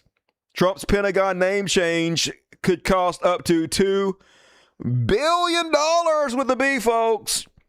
Just like having the Gulf of America cost hundreds of millions of dollars to change that name, I guess we're going to spend $2 billion for a name change so Trump can feel tough. Officially changing the Department of Defense to the Department of War can only be done by Congress and will require updating thousands of signs, rewriting digital code, and creating new letterheads, placards, and badges. But who gives a shit, baby? Fleece us. Take every penny. They'll spend $500 million doing that. They'll take the 1.5 extra billion and they'll pocket it. Trump will find it in one of his offshore accounts, so it's all fine. Meanwhile, you guys want to see the most performative shit you'll ever see in your entire life? They think we're idiots, and they're right. Welcome to the War Department. So Pete Kegsbreath rolled up his sleeves to fake screw in a sign. Look at him. He's really doing it. Isn't he really screwing that whole sign into the concrete with a screwdriver? I'm sure I'm glad he rolled up his sleeves for that. And look at these fucking goofs he has in the background watching him on. You got 70s motorcycle cop and fat lead singer of Imagine Dragons. Just a fucking shit show. Just so stupid, so insulting. And yes, it is like watching children play acting because that's what you're doing. You're watching children play acting. $2 billion, but whatever. Fleece us, daddy. We don't deserve any better. Meanwhile, OMB moves to shutter consumer financial regulator because they want any protection the consumer might have to be eroded. Once again, you didn't just vote for the felon, you voted for all the felons. Obviously, criminals are going to do everything they can to make sure they can never be held accountable for any of their crimes. So they want you to be able to be fleeced, baby. They want you to be able to be taken advantage of, scammed, and then have no recourse. No government agency you can call for fucking help. You just got to own it. You got fucking scam. Fuck you. The Trump administration has formally determined that the Consumer Financial Protection Bureau currently funding mechanism is unlawful, a move that puts the agency on the track to close in the coming months. So yes, they're going to close that fucking shit. Make sure that the consumer gets fucked in every way possible because they hate you, and they want you to die. And grim statistic from the new Gallup poll that says 40% of young women want to leave the U.S., and who can blame them? 40% of young women say they'd like to leave the U.S. permanently, more than twice the share of American men, a new Gallup study finds. It's a sign of widening divide between the genders in the U.S., driven by growing political dissatisfaction among American women. It's grim out here, folks, and I don't blame you. I wish I had some better options. Can't leave animals, though. And that is my economy section for this evening. Now it's time for halftime. Hell yeah. Trump loving his revenge. Yeah, we all paying for it. That's for fucking sure. He needs money like Jesus. Bad with money. Fucking Jesus needs to get him an accountant. DUI hired. Definitely kicks breath. He likes to drinky. That cat is not impressed. Fuck no, that cat. No, don't claw me. Let me pet you. No. Okay, all right. Fuck you, bitch. She a bitch, y'all. I saved her life and everything. Whatever. Folks, if you love this show, and you know you do, could you please consider... Shut up, Dusty! Hey, if you click on the more button, it'll pop down. I promise you. The very first link goes to my Patreon. Could you please find it in your heart to become a patron? It's only a couple dollars a month. It's actually whatever you can afford. $2, $10, $100, $1,000, whatever you can afford, folks. But if you enjoy my fine free programming that I put out, please consider helping me out. I'm not doing that great, to be honest with you. I'm trying to keep the lights on. So do not let this show go out of business. You'll be so sad. And as a bonus, you get access to all the after parties. And tonight, as promised, got a big after party coming up. Got to make up because I only did, I didn't do the first after party this whole week. So I missed a show, unfortunately. So the after party starts here and goes all the way down to here. So be sure to get your ticket right now for tonight's after party. Going to be fun. Come hang out with us. We got some uplifting stuff. So thank you in advance. And all right, let's read. Also, going to read all the PayPals at the end of the show. So aim your camera phone at this QR code and PayPal me. Rebecca Poise, $50. Always very generous, Rebecca. How's your new job going? Thumbnail says it all. Is a good thumbnail, to be honest with you. Have a great weekend. Hope you are feeling back to normal. Man, I got the fucking disgusting poofy ass lips. I look like one of the gutter queens from Mar-a-Lago. Got Mar-a-Lago face going on. It's fucking awful. My lips are fucking hurting. Trying not to slur all of my words and enunciate properly, but it's hard as fuck. But the show got to go on. God damn it. Thank you, Rebecca. Whole lot of Rich. What up, Rich? Welcome to Us Buddies. Fuck yeah, Rich. You asked me on Facebook to see if you had an extra account. I don't know how to check that, dude. I'm real bad at this. I apologize, but I love you, Rich. Thank you. WSD Town, $10. Good evening, Dusty. I had an amazing experience at the Lego convention and even acquired a Game Boy Lego set. Woohoo! If you're interested, I've uploaded a video about it on YouTube. All right, you should post your link. That sounds fun. Glad you had a good time, and thank you for supporting the show, WSD Town. Graham Williams, $10 Canadian. Take off, hoser.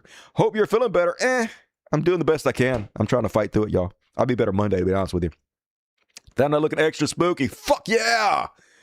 Sora was back up this week, so the thumbnail was a little bit better than last show. Thank you, Graham.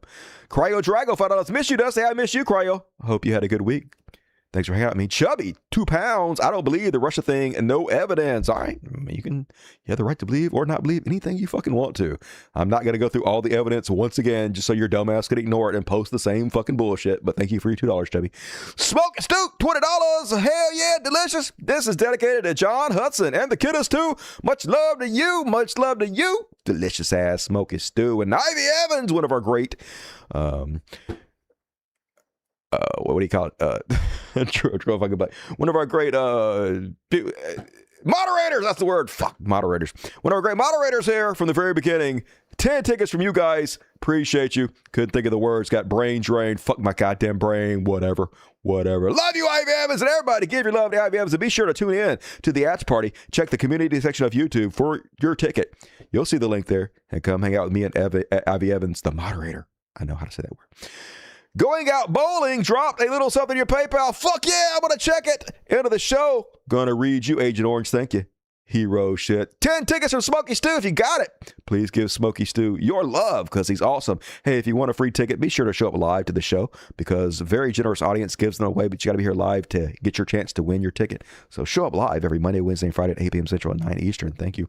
And BBC, $50. Woo, ladies and gentlemen. I will catch you on the replay, brother. I won't get my hopes up for justice to be served, but Trump's seems a little upset. Yeah, at least he's upset about the whole Epstein email thing. Anyway, love you all. Be safe. Good night. Yeah, glad to hear you're doing well, BBC. And as always, thank you for your generosity. I appreciate you keeping me in business. And everybody, love the BBC.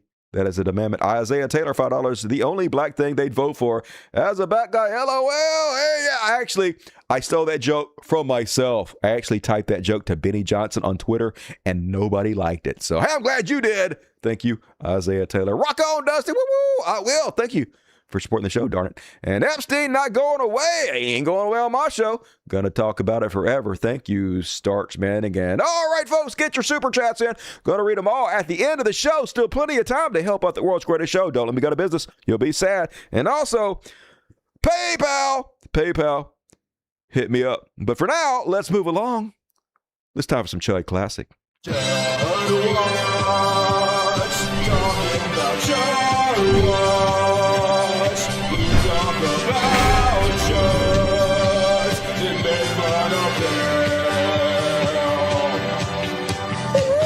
Folks, you might be wondering, hey, what is Donald Trump going to do next to distract from the Epstein files? Well, apparently, war, I guess. President Trump ordered action and Department of War is delivering, said Pete Kegsbreth. Today, I'm announcing Operation Southern Spear, led by Joint Task Force Southern Spear and Southern Com. This mission defends our homeland, removes narco-terrorists from our hemisphere. So I guess we're about to go to war with Venezuela. Why not? Let's just throw a dart at a bunch of balloons and see which one pops. Oh, it's Venezuela. Okay, why not? Washington Post says massive naval buildup nears Venezuela. The USS Gerald R. Ford aircraft carrier has arrived in the waters near Latin America, joining a massive naval buildup that has fueled speculation. The Trump administration intends to dramatically escalate its deadly counter-narcotics campaign there, possibly through direct attacks on Venezuela. Look at all the fucking money they're wasting on this shit. Endless money for war and death. Washington Post says Trump may soon order attack on Venezuela. Defense Secretary Pete Kegsbreth and Joint Chief Chairman Dan Kane returned to the White House on Friday for a second consecutive day of deliberations centered on potential military action in Venezuela. Apparently, they briefed him today on what that attack would look like. In the meantime, Venezuela places its armed forces on high alert. Venezuela has placed its armed forces on high alert amid rising tensions with the United States, announcing what Defense Minister Vladimir Patrino Lopez described as massive deployment of ground, aerial, naval, and riverine and missile forces. So, yay for war. I guess we're going to kill a lot of innocent people. Waste a lot of fucking money so Donald Trump can pretend like he's Billy Badass against cartels or whoever. It doesn't even matter at this point. He's just trying to overthrow the government. UK has taken notice. They've ended their Caribbean intel sharing over drug strikes. They do not want to help us extrajudicially kill people anymore. We've killed like 90 and like 20 illegal strikes. The United Kingdom is no longer sharing intelligence with the U.S. about suspected drug trafficking vessels in the Caribbean because it does not want to be complicit in the U.S. military strike and believes the attacks are illegal, which they are, and both immoral. But don't worry, all you people doing these war crimes, because the Department of Justice has looked into it and they decided you will not be held liable in any way.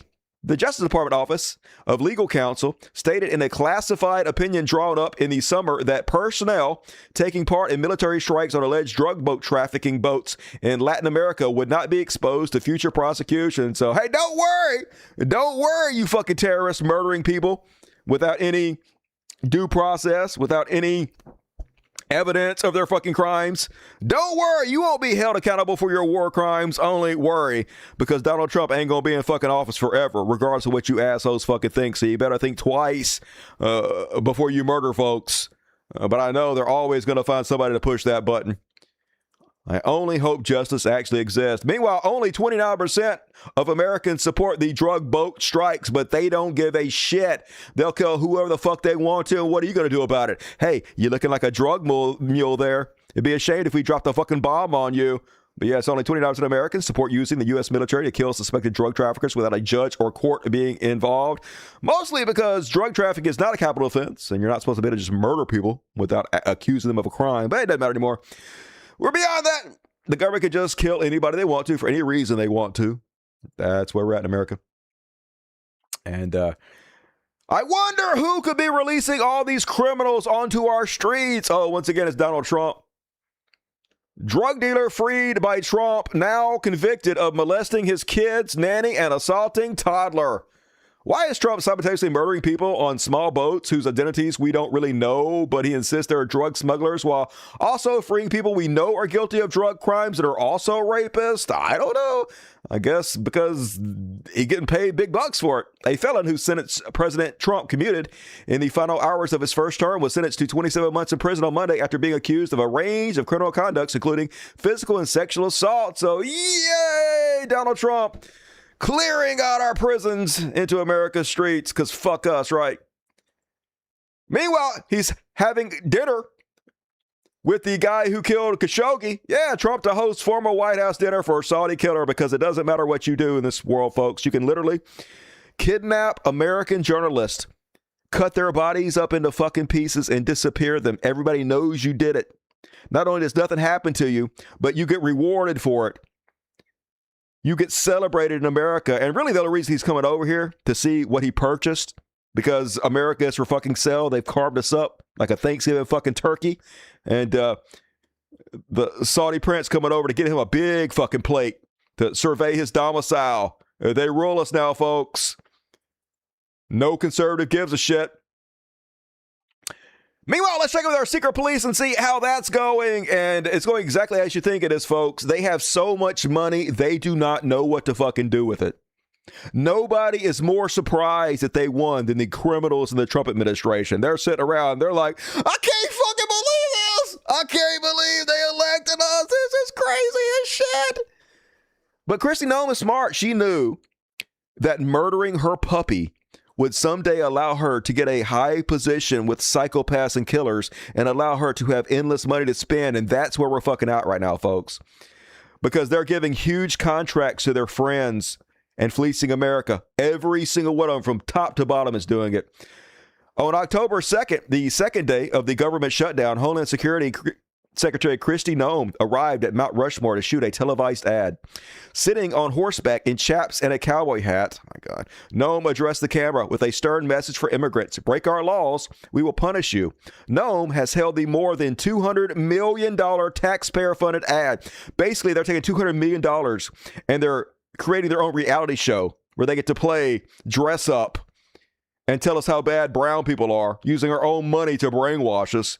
Because, as always, we're suckers and losers. Anyway, long story short, they took that $200 million, they funneled it through a shell company, and they gave it to their fucking friends. Because, of course, they did. So much fucking money, they can't believe. They literally can't think of ways to spend it all. Another example, ICE to spend $180 million on migrant bounty hunters, folks. Immigration and Customs Enforcement, ICE, is allocating as much as $180 million to pay bounty hunters and private investigators who verify the address and location of undocumented people ICE wishes to detain. So, yay! Endless money for the secret police to round people up and disappear them. Meanwhile, once again, they have so much money, they can't think of ways to spend it. So they're just going to start just giving it away to anybody who's super loyal to them. I guess anybody who is such a Nazi, they'll just violate people's rights, abuse people in every fucking way, and they're loyal as shit to the Trump administration. They're just going to give $10,000 to anybody they want to as a bonus. Question. Basically, of the division. Is there any specific amount of money to be designated to the workers in general? You know, we have, because of reevaluating and being efficient and being diligent with taxpayer dollars, have $2,025 that have been left over from some of the savings. Yeah, they've been so good with money. They just have all this money left over. No, they literally gave them so much money they cannot spend it all. They're just looking around. It's like Brewster's Millions, man. Just trying to find shit to waste it on. That we've been able to negotiate on different contracts and different spending requirements that when this administration came in, we will be utilizing that to make sure these bonuses are paid. But no, we're going to be recognizing employees who served with exemplary service. They will be getting $10,000 checks, each of them, and we will continue to recognize all of them. Yay! So if you kiss enough ass in the secret police, $10,000. Just crazy how much they're fleecing us, how quickly they're going to bankrupt us. And Trump and Miller did this. There should be some accountability, but there won't be. It was reported that more than 252 Venezuelans expelled to El Salvador under Trump's mass deportation policy suffered systematic and prolonged torture and abuse, including sexual assault during their detention. People got mad at me because when I was first talking about this case, I called the prison camps of El Salvador rape camps. And people were like, Dusty, why you call them rape camps? Well, they were. Clearly, they were rape camps, just as I said, folks. They're disappearing people to the rape camps of El Salvador, just as I warned you they would fucking do. And yes, group El Salvador tortured Venezuelan deportees. Prison guards at a notorious Salvador prison tortured Venezuelan nationals the United States deported to the Central American country, according to a report from advocacy group Human Rights Watch released Wednesday. The accusations are based on interviews with 40 of the 252 Venezuelan nationals the United States deported to El Salvador during the first months. The claims from the 40 men challenge the Trump administration's arguments that conditions at the Center for Terrorism Confinement comply with international human rights standards. Of course, we've seen it. It does not. It's the worst prisons in the fucking world, which is why they're sending them there. They wanted people to go there to be tortured because they wanted to send a very clear message. Do not come here. You could get disappeared and sent to rape camps. Whatever they can do to keep brown people away, because the cruelty is literally the point here. And you guys remember that big Chicago blitz they did where they had all the badass videos on the Homeland Security Twitter account showing them invading apartment complexes, rounding everybody up and arresting them? Well, it turned out ISIS ordered to release 615 of them. They rounded up in the Illinois blitz. A federal judge ordered the release of more than 600 people arrested as part of the Trump administration's immigration crackdown in Illinois, according to CNN affiliate. The problem is they don't know where any of these people are because many of them have already been deported to other fucking countries or in other states. So they don't know where to find them to release them. So there's no way they can fulfill this court order. I guess they just won't fucking do it. They're just going to ignore it. Meanwhile, you guys remember that Border Patrol agent? I showed you guys the video of him pulling the gun on the unarmed civilians. Well, apparently they have audio of it now, and we see exactly what was happening. You can hear a lady in the background screaming that the woman they're arresting is a United States citizen, and these fucking cowards are so scared of their own shadow. They'll point guns at American citizens and threaten to murder them for getting too close. David Brooks captured this Border Patrol arrest in Evanston, Illinois on Halloween. Get back, I'm gonna shoot you. You're gonna what? You're gonna shoot me? Ah! Literally, that guy has a camera in his hand. He's wearing a bike helmet, and he's got a camera in his hand. He's no threat to this man whatsoever. He knows he's under no threat. But they're such chicken shits, and they know they can do anything. They want to abuse you, folks. They get off on it. Get back, I'm gonna shoot you. You're gonna what? You're gonna shoot me? Ah! Yeah. Border Patrol had... But they've been given federal immunity, folks. They can do anything to us. The secret police have no rules of engagement. Here at Mask, ICE, CBP, point blank, pepper sprays, worried neighbors. Here they are spraying old people in the face for getting too close to them. Just point blank, walk up and spray you in the face for recording them.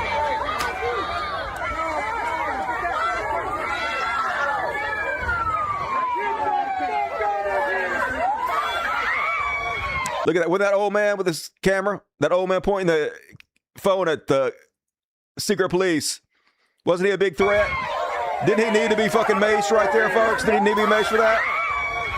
They literally want to hurt you, though. So these are the losers of society that are pathetic, low life, waste of oxygen, pieces of shit. So, of course, their whole life, people have hated them, have not wanted to be around them.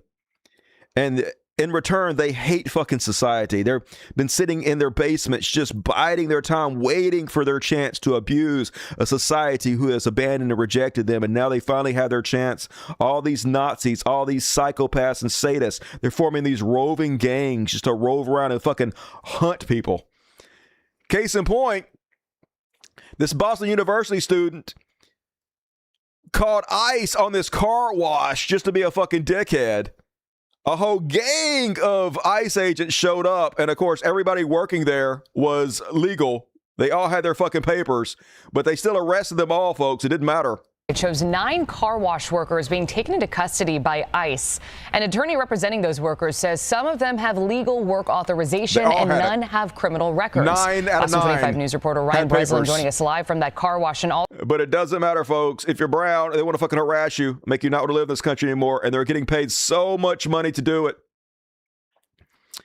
Meanwhile, today, the Trump administration announced that certain people will be denied access to America, namely people who are obese, have diabetes, and cancer. So you hear that, rest of the world? No fatties. We only want hot white people. No cancer, no diseases. And hey, maybe some big booty Latinas, only if you're light skinned. And that is my... Oh, let's do some Chud Watch. All right, I got more Chud Watch. Today, the Justice Department, according to Attorney General Pam Bondi, is suing California Governor Greg Newsom. Why? Why are they suing him? Well, they're suing him because California is going to gerrymander. You know, just like Texas is doing, just like Donald Trump ordered every red state to do. Well, if you're a red state, it's fine. But if you're a blue state doing it, that's illegal. So they're going to use the government to try to make it impossible for blue states to do exactly what they've ordered the red states to do, to make the playing field as uneven as it could possibly be. Do as we say, not as we fucking do. Meanwhile, in Florida, I'm glad they're tackling the important issues. Florida has passed a bill lowering the age to buy an assault weapon to 18 because I know we were all thinking, you know what America needs? More young people with AR-15s. That's what we really need. You know what'll probably stop all the school shootings? 18-year-olds with assault rifles. Get on that, Congress! And they did. So golf clap to you, Florida, and God had mercy on your children. Hey, like, if you guys don't care about your children, I don't know why I should. You know them more than I do. If you hate them, I hate them. And speaking of Texas, over there in Texas, Texas A&M bans discussion on race and gender. Texas A&M University System Regents voted Thursday to limit how instructors may discuss matters like gender identity and race ideology in the classroom. Basically, they forbid them to mention race or gender in the classroom. So yes, 100% compelled speech. This is compelled speech in every way it can possibly be. They're literally telling professors they can't say certain things. This is everything Jordan Peterson promised you on steroids, except he was lying about it. And this is happening. Isn't it so great that he's now so sick? He's nowhere to be found to speak out against this. In fact, none of the millions of Jordan Peterson fans, none of the right-wing influencers saying a peep about any of this because they never gave a shit about free speech. It was all about anti-trans bigotry the whole time. And Dinesh D'Souza, he fucking around and finding out, folks. Crazy the level of grift they're going to. So Dinesh D'Souza posting a picture of a bunch of brown people. One white guy, I guess.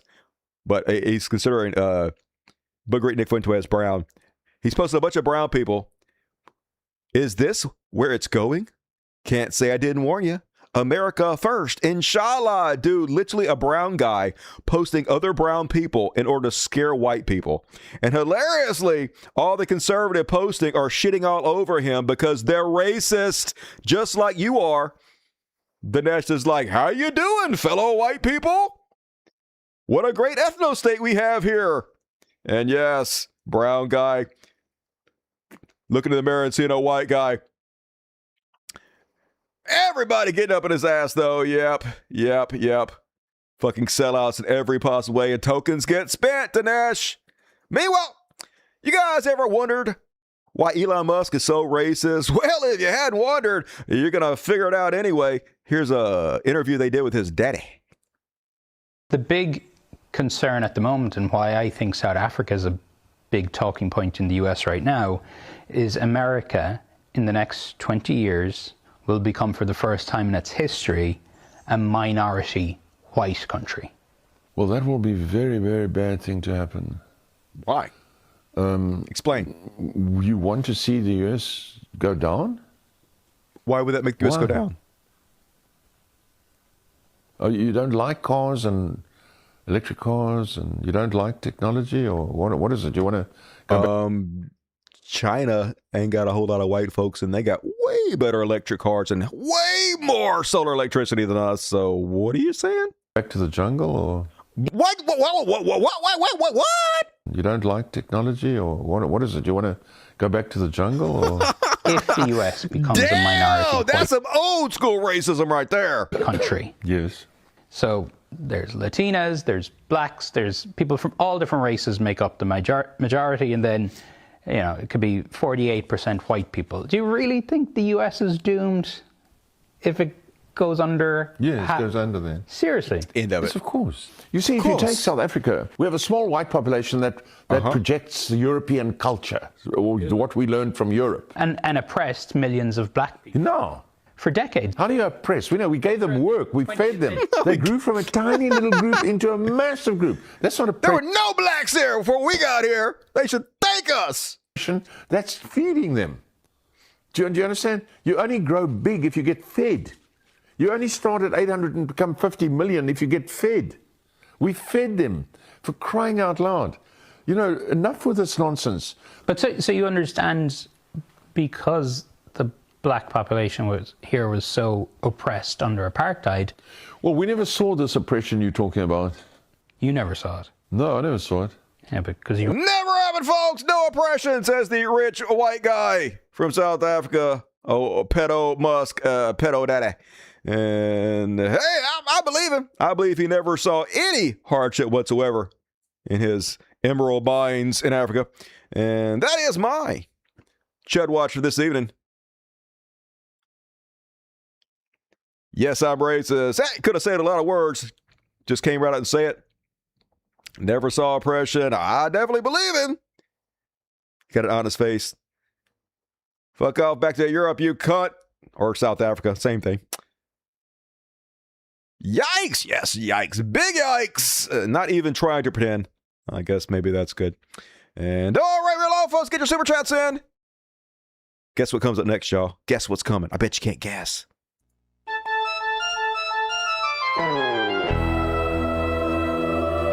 Religious bullshit. Religious bullshit. Religious bullshit. It's time for religious bullshit. It is time for religious bullshit. Folks, you're never gonna believe this. They finally caught one, and I do not want to shatter you guys' worldview. So prepare yourself. This time it was a youth pastor. What? Indiana youth pastor gets 40 years on child porn charges. Ryan Stephen Patania, 35, has been sentenced to a unified 40-year prison term by Outer County. Jason Scott, after pleading guilty to 4 counts of possession of sexually exploited material. But there's one thing I know, folks. It's been like 3 days since my last show, so there couldn't possibly a Colorado pastor charged with sexual assault of a minor. Fort Collins police have arrested Matthew McGinley, 30, accusing the former worship pastor and teacher of sexual assault of a minor by a person, a position of trust, and you know there's going to be a hat trick. California pastor charged with lewd acts upon a child. That's just molestation with more steps, isn't it? A Southern California pastor was arrested on allegations of sexual assault involving a juvenile. The suspect was identified as Quintino Sorrillo, 68. Always the one you most expect. Shocked, I say. And you guys want to hear something even more disturbing? This is David Wood. And, okay, I'm not even going to tell you what it is. I'm just going to play it. Realize I don't care, dude. I just don't care. If you want to, I realize that some are here against me. Oops. Let's try it again. Realize I don't care, dude. I just don't care. If you want to condemn me, I don't care. If your fans want to condemn me, I don't care. What do you want me to do? Hey, I even mentioned I would like give Dawa guys some information. Hey, so before I went to prison, before I went to jail. So I was in jail and then I got out. While I was out on bond, before I went back to jail and then went to prison. Dawa guys, here's your stuff. Here's your stuff. The last 2 girls I had sex with before I went to jail. One. Dude. What? I don't care. One was 13 and one was 15. So when Muhammad Hijab's like, oh, you know what, if a girl's 13, but she got wide hips, that was the case. She had big boobs and wide hips, but she was 13. I did not care. I would not, I didn't care back then. So here I am, because in the minds of the Dawa guys, if you ever did anything, you can never condemn it because you did it once, and you can never like take the opposite side. So I had sex with a 13-year-old girl. Now, she flung herself at me, so I guess I can defend it. No, I don't defend it. Shouldn't have done it. Doesn't matter if a 13-year-old girl flings herself at you. It doesn't matter if she has big boobs and wide hips and so on. You don't do that sort of thing. The 15-year-old girl, to be fair, she told me she was 17, but it wouldn't. I eventually knew she was 15. I still didn't care. That girl, I had anal sex with that girl. Do you know what that would be in court? Do you know what that would be in court, guys? Sam, I'm trying to let you know. Dude, what are you scared of? People finding out the truth? Who cares? If you want to condemn me for it, condemn me. I've done all sorts of messed up stuff in my life. Guys, the point is, that would be like, if it's a minor and you do something, it's a higher category. That would be considered like forcible sodomy or something like that, because she's not able to consent. But can you quickly point out and explain to people that I was doing your criminal life before you became a Christian? Yeah, that was my criminal. It doesn't count, folks. It doesn't count. This is why Christianity is so immoral. It's one of the most immoral ideologies ever. It's because no matter what the fuck you do, you can literally rape children. All you have to do is apologize to your imaginary friend. It's like it never fucking happened. You can brag about it in public and think you're fine doing that. And then all you have to do is apologize the next time you do it. And I'm really sorry. And to the next time. And hey, if I do it again, all I got to do is apologize. I don't have to make amends. I don't have to stop my behavior. I just asked my imaginary friend for forgiveness, and boom, never happened. I continue to do it again and again. This is what I did growing up, masturbating all the time. I felt so guilty masturbating. I would be ashamed. I'm sorry, I was whacking at Jesus. And then I would do it again and again, and it was fun. I would just apologize each time to get out of jail free card, right? Now, that's not anything near what he's talking about, but immoral either way. Doesn't help you be a better person. But anyway, I wish he was still in prison. Imagine making a video just bragging about this kind of shit. But they think, hey, I'm a Christian now, so it doesn't matter what I fucking did. It doesn't count. But it still counts, you rapist, pedophile sack of shit. Fuck Christianity. Holy God. And I'll take super, super gay dudes for $5,000, Alex. The top 5 things I always do as a godly wife. Number 5, builds our home in peace. I guard our atmosphere. I don't let chaos, gossip, or negativity run our home. My goal is that he walks into peace every time he walks through the door. Number 4, always pursues me. Flirt with him, date him, laugh with him. I never want the passion. Oh my God, that's the gayest man I've ever seen. He's gay, bitch. You a beard. I don't care how much you flirt with this gay man, he ain't gonna be into you. Good Lord. To be a memory. I want it to be our reality. Number 3, respects me in words and actions. Number 3, she respects me in words and actions. I like to nail that pussy like the straight alpha male I am, y'all. I speak to him as the man God called him to be, not just how he feels in the moment. Respect is the fuel He feels gay at the moment, leadership. I can tell you. Number 2, supports my vision. When he shares where Is God your vision is to blow leading us, I dudes? lean in and back him up. I My bet you faith in do. him builds Push his head on the dick. And number 1, prays for me daily. Oh, Not God. just when things are tough, but You need every it. single day. I cover his mind, his heart, his leadership, and his mission. Praise you'll stop sucking dick for 10 seconds and pay some attention to her. What more else have we got? Oh, yeah, good news. Finally, some fucking good news. And I'm going to take full goddamn credit. The largest drop in religiosity in the history of this country is happening, folks. Gallup survey, USC's huge drop in religiosity. The 17-point drop in the percentage of U.S. adults who say religion is an important part of their life from 66% 10 years ago in 2015 to 49%, less than half today, ranks among the largest Gallup has ever recorded. More people say religion is not a daily part of their lives than say it is, folks. I whipped religion's ass. Suck it, Jesus. Woo! Fuck yeah, patting myself on the back. And that is my religious bullshit for this evening. You guys ready to celebrate with me? Fuck Christianity. Gay as fuck, I know, right? Hopefully they play together, though. Hope they got a big bull or something and they both get something out of it. That's all I'm saying. Are they polygamous? Psh, he a cuck, I can tell you that much. He probably sits in the corner and jacks his little micro penis off as some dude rails his wife. That's why they so happy. He probably gets to clean up afterwards, though, so he's fine. All right, you're nasty. Move along, folks. This is going to end pretty good, so don't get too depressed, even though it's going to start with depressing, as it always does. But please join me as we attempt to free Palestine. Where the fuck is it? There it is. Boom. I got to make me an intro for this section, y'all. Fucking lazy ass Dusty. You only work 80 hours a week.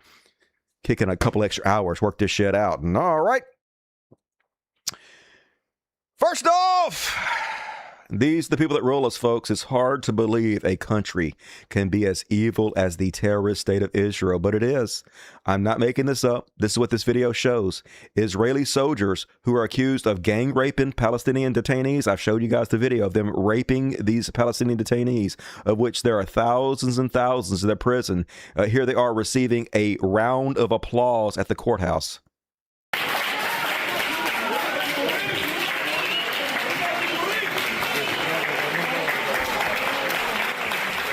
They are giving a standing ovation to rapists. Caught on video raping. Who even knows what these people did, if they did anything. But they love it, folks. Evil loves putting their evil in your face. They love the thought they can do all this in fucking public and they can still rule you and there's nothing you can do about it. Demons. They're fucking demons. And here's how BBC covers for them. The language they use to cover for Israel is wild. BBC says, Israel has destroyed more than 1,500 buildings in Gaza since ceasefire. Since ceasefire. At what point does it become something other than a ceasefire? If you destroyed 1,500 buildings, how can it still be a ceasefire? But it doesn't matter. They always word things this way to give Israel more cover because they dominate all of media pretty much. And you guys hear that ogre ass John Fetterman had a little medical incident. Apparently he had heart problems and he fell hard on the concrete. I know we're all real worried about the concrete. I've checked. It's fine. And unfortunately, Fetterman apparently going to be fine too. Didn't stop him, though, for him to do a couple interviews with Zionists and suck Israel's dick. Here's John Fetterman on how devoted he is to Israel. My heart breaks for what the Jewish communities suffered, especially after 10/7. I've had the honor of meeting, members of the hostages, former people that were kept underground for 500 days. I mean, those are heroes. I've met with widows. Their husbands were lost in the Gaza war. And how about the 10,000 Palestinian people that are still imprisoned illegally in Israel and are being gang raped? How about the 40,000 dead children, the genocided? None of that? Okay. And they have 8 children, raising 8 children by their own. That's a hero for all of it. Fuck your kids. So for me, it's heartbreaking.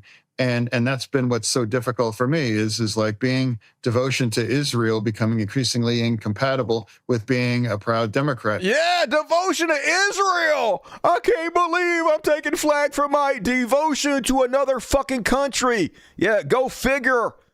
God damn it, Lurch. Why could you go towards the light? And then this was usually going to be in the Beyond Parody section, but since we're talking about ogre-ass stroker ace, here's what Laura Trump thinks of John Fetterman. He reminds me of someone else I know. His name is Donald J. Trump. This is what people love. They love authenticity, and they love someone who is willing to stand up and fight for the right things. And yay! Reminds him of Donald Trump. Isn't that the praise you want, you fucking ogre bitch? And there's never been anybody more inauthentic than John Fetterman. He's hated by his constituents who feel completely betrayed. Dude literally got brain damage and then became a conservative. It is impossible to be less authentic than this lying motherfucker, but clearly going to run for office as a Republican next. He spends all his time on Fox News shitting on Democrats. They're grooming him. Let's see how that works out for you. Hopefully he'll just disappear forever or die of natural causes painfully. I don't give a shit.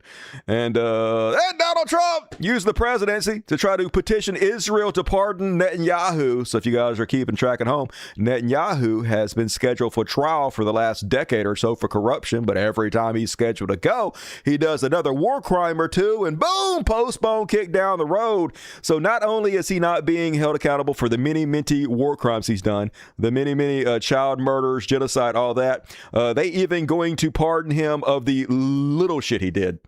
He not even gonna fucking pay his parking tickets. That's how much they just putting their greasy dicks in your face and wagging it around. But yep, that's where we're at, folks.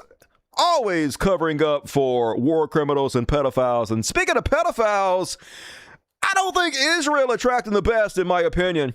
They put out a new video in support of Israel featuring Kevin Spacey. Yeah, I remember Kevin Spacey, the man accused of raping underage boys. They did a documentary about him, and he was just sexually harassing all his male co-workers. Just the biggest dick-headed sex pest there could possibly be. Well, you're going to be shocked. Guess who embraced him with open arms? Israel. It's where all the pedos go. So he put out this video sucking Israel's tiny micro penis. That I was being given this little peek into the resilience of Israeli citizens, that what these kids have gone through for the last couple of years. What these kids have gone through, folks. Israel, even during this genocide they're doing, is 5 to 7 times safer than Mississippi, where I live. You are 5 to 7 times more likely, even today, to get killed in Mississippi than you are to get killed in Israel. It's incredibly fucking safe there.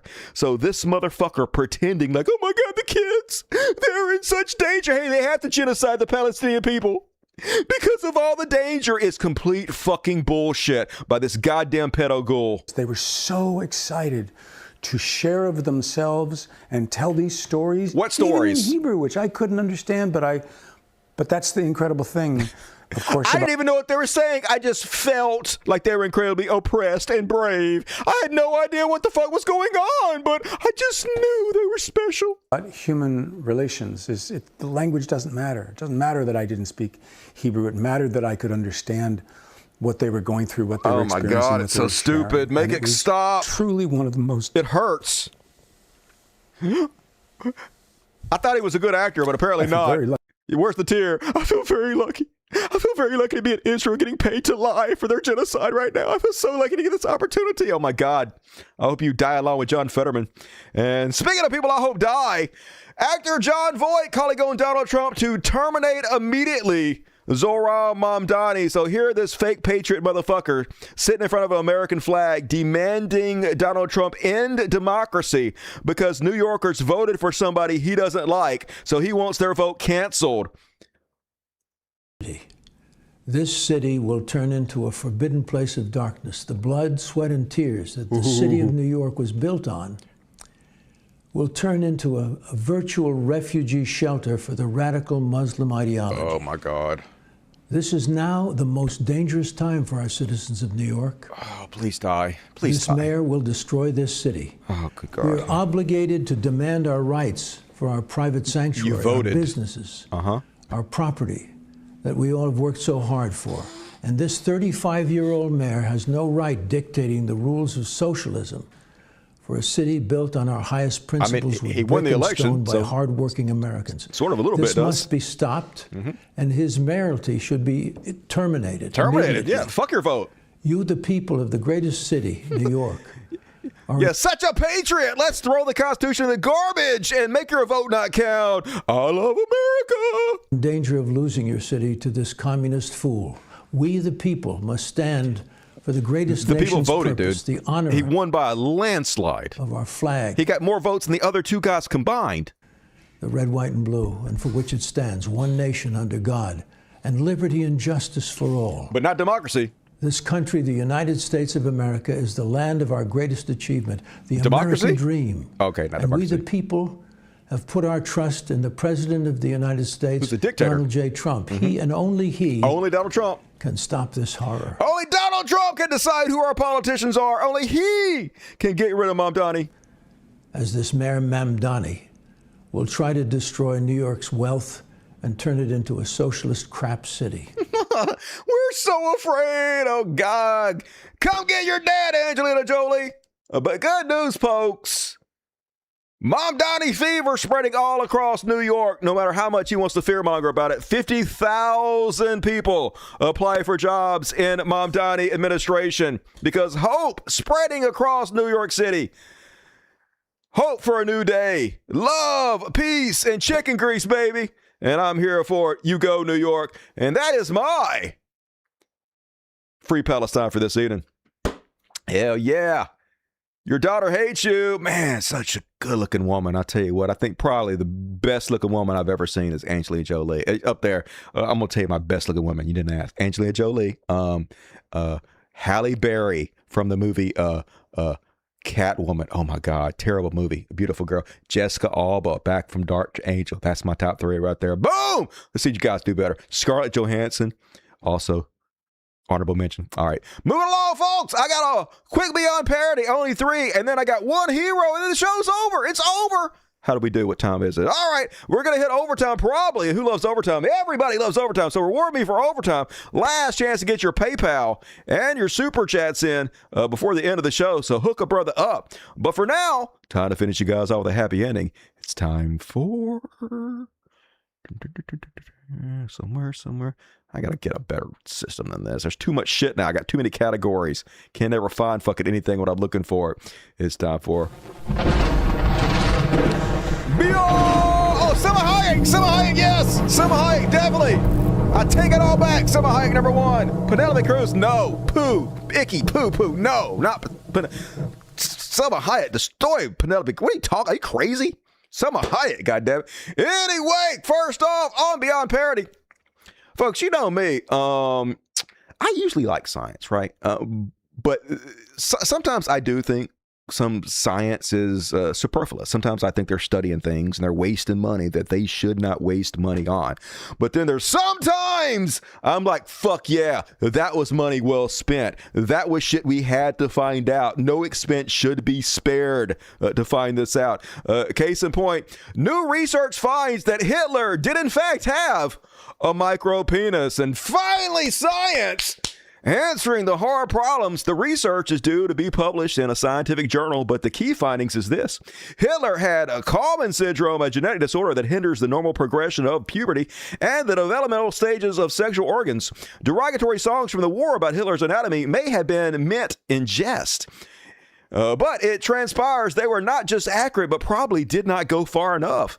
A 1923 medical examination of Hitler, which was uncovered in 2015, showed that the Nazi leader did indeed have an undescended testicle. But while we do not know exactly how it manifested, Hitler's newly discovered genetic condition would have also affected his testosterone levels. This suggests by stories from the First World where Hitler was bullied over the size of his tiny micro penis. And yeah, I already knew that, to be honest with you. You could pretty much tell that. I have a feeling Donald Trump got the same syndrome. And I guess easy when you have a tiny penis to take that out on everybody else and become a cult leader dictator. And you guys ever seen this? Apparently, this is a picture of Swiss psychologist Hermann Rorschach, the guy that invented the Rorschach test. And is it just me, or does this guy look like my parents having sex? No, not just me. All right. I don't know.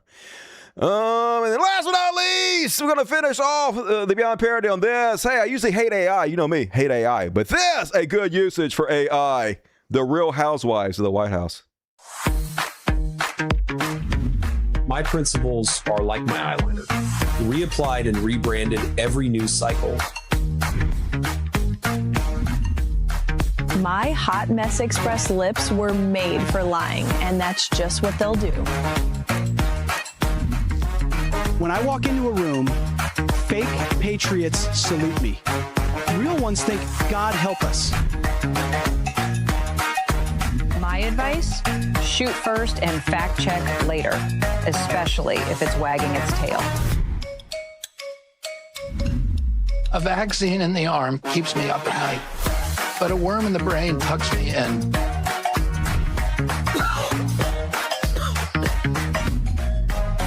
I genuinely never know where I'm looking, which makes hiding the Epstein files a breeze. Enigmas never age, and every day is a wonderful secret, except the Epstein list. I'm on every damn page.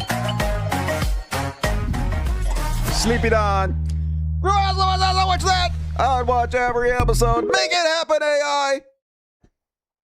And that is my Beyond Perry for this evening, folks. And I got count them, one hero. It's a minor hero, but it's all I got. So do the best I can. So let's finish you guys off with a little Billy Bowie.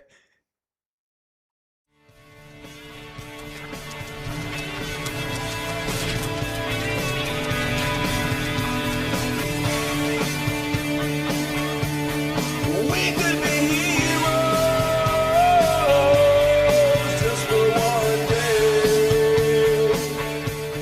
and one and only here tonight is Congressperson Ansari, who's given the Republicans the business for being responsible for the government shutdown.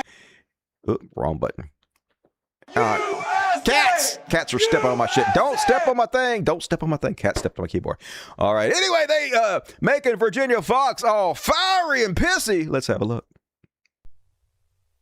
Thank you, Ms. Bonamici. Ms. Ansari, you're recognized.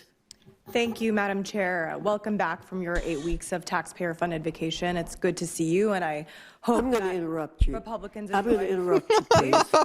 Please. I am sick and tired of hearing you all say Die then. we had an 8-week Die brutally. vacation. That's exactly what Go happened. towards the light. I worked every day. I'm sure you I don't did. know about you, but I don't want to hear Worked so hard. As well. We all worked say every that. single day, and that's exactly what happened with Speaker Mike Johnson. You're recognized.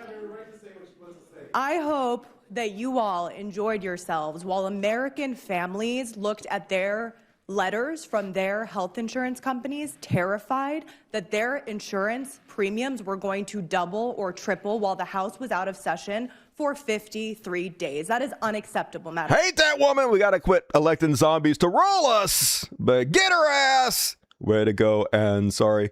And that is my hero for tonight and the show. We did it, folks. Another great episode of the world's finest human program, The Dusty Show. Thank you guys for joining me. Hey, if you bail out, hit the like button, please. Do not bail out without hit the like button to help a brother out. But more importantly, go sign up to my Patreon account. I would very much appreciate it. It would help me out. We're going to do a quick kitty party, and we have a big after party coming up. So don't go anywhere. Be sure to get your ticket if you don't already have it. Plenty of time. Let me pull up the PayPals real quick, and then we'll read the super chats, and then we'll play a tune and do a little kitty party and get the fuck out of here. And all right, let's see what we got. First off, love you, Caleb Winnie. How you doing tonight? Good to see you. Appreciate you and your generosity.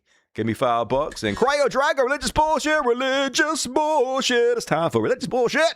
We did it, Cryo. Thank you. Eldridge Davis, $10. America only likes to fight smaller, military weaker nations. There is a reason why the U.S. never went against USSR and will never go to war against China. Yeah, we are definitely fucking bullies. Cowardly little sacks of shit. Can dish it out. We can't take it. And all right, that's it. That's all I got. Let's see if I have a... Get off. Let's check out the PayPals. I got a couple. We got $20 from Erica Ultramino. Very generous. We got $20 from Juan Campos. Very generous. And V Barrosa gave me $15. Thank you, V. Very generous. And I got Lisa Asprey gave me $666. Hell Satan. John Froderick gave me $25. Thank you, John. Very generous. All right, let me read these.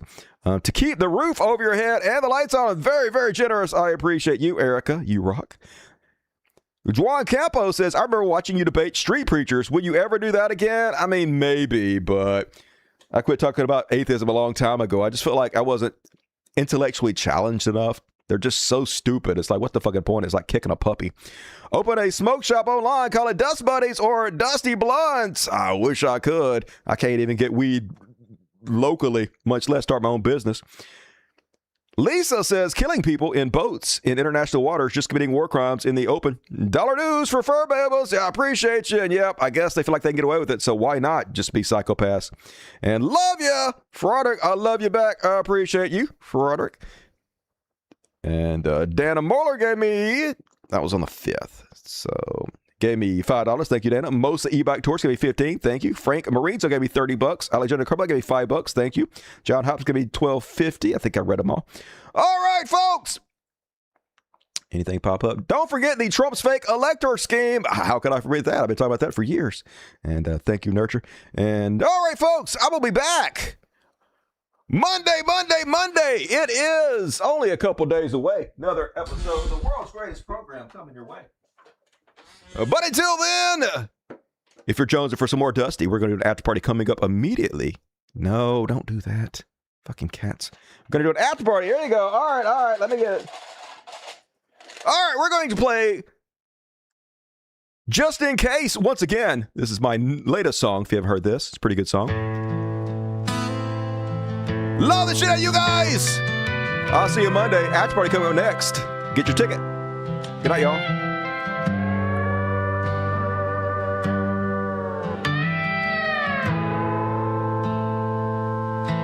Traded dreams for overtime. The overtime for pills. Sat through sermons preaching faith while the preacher cashes bills.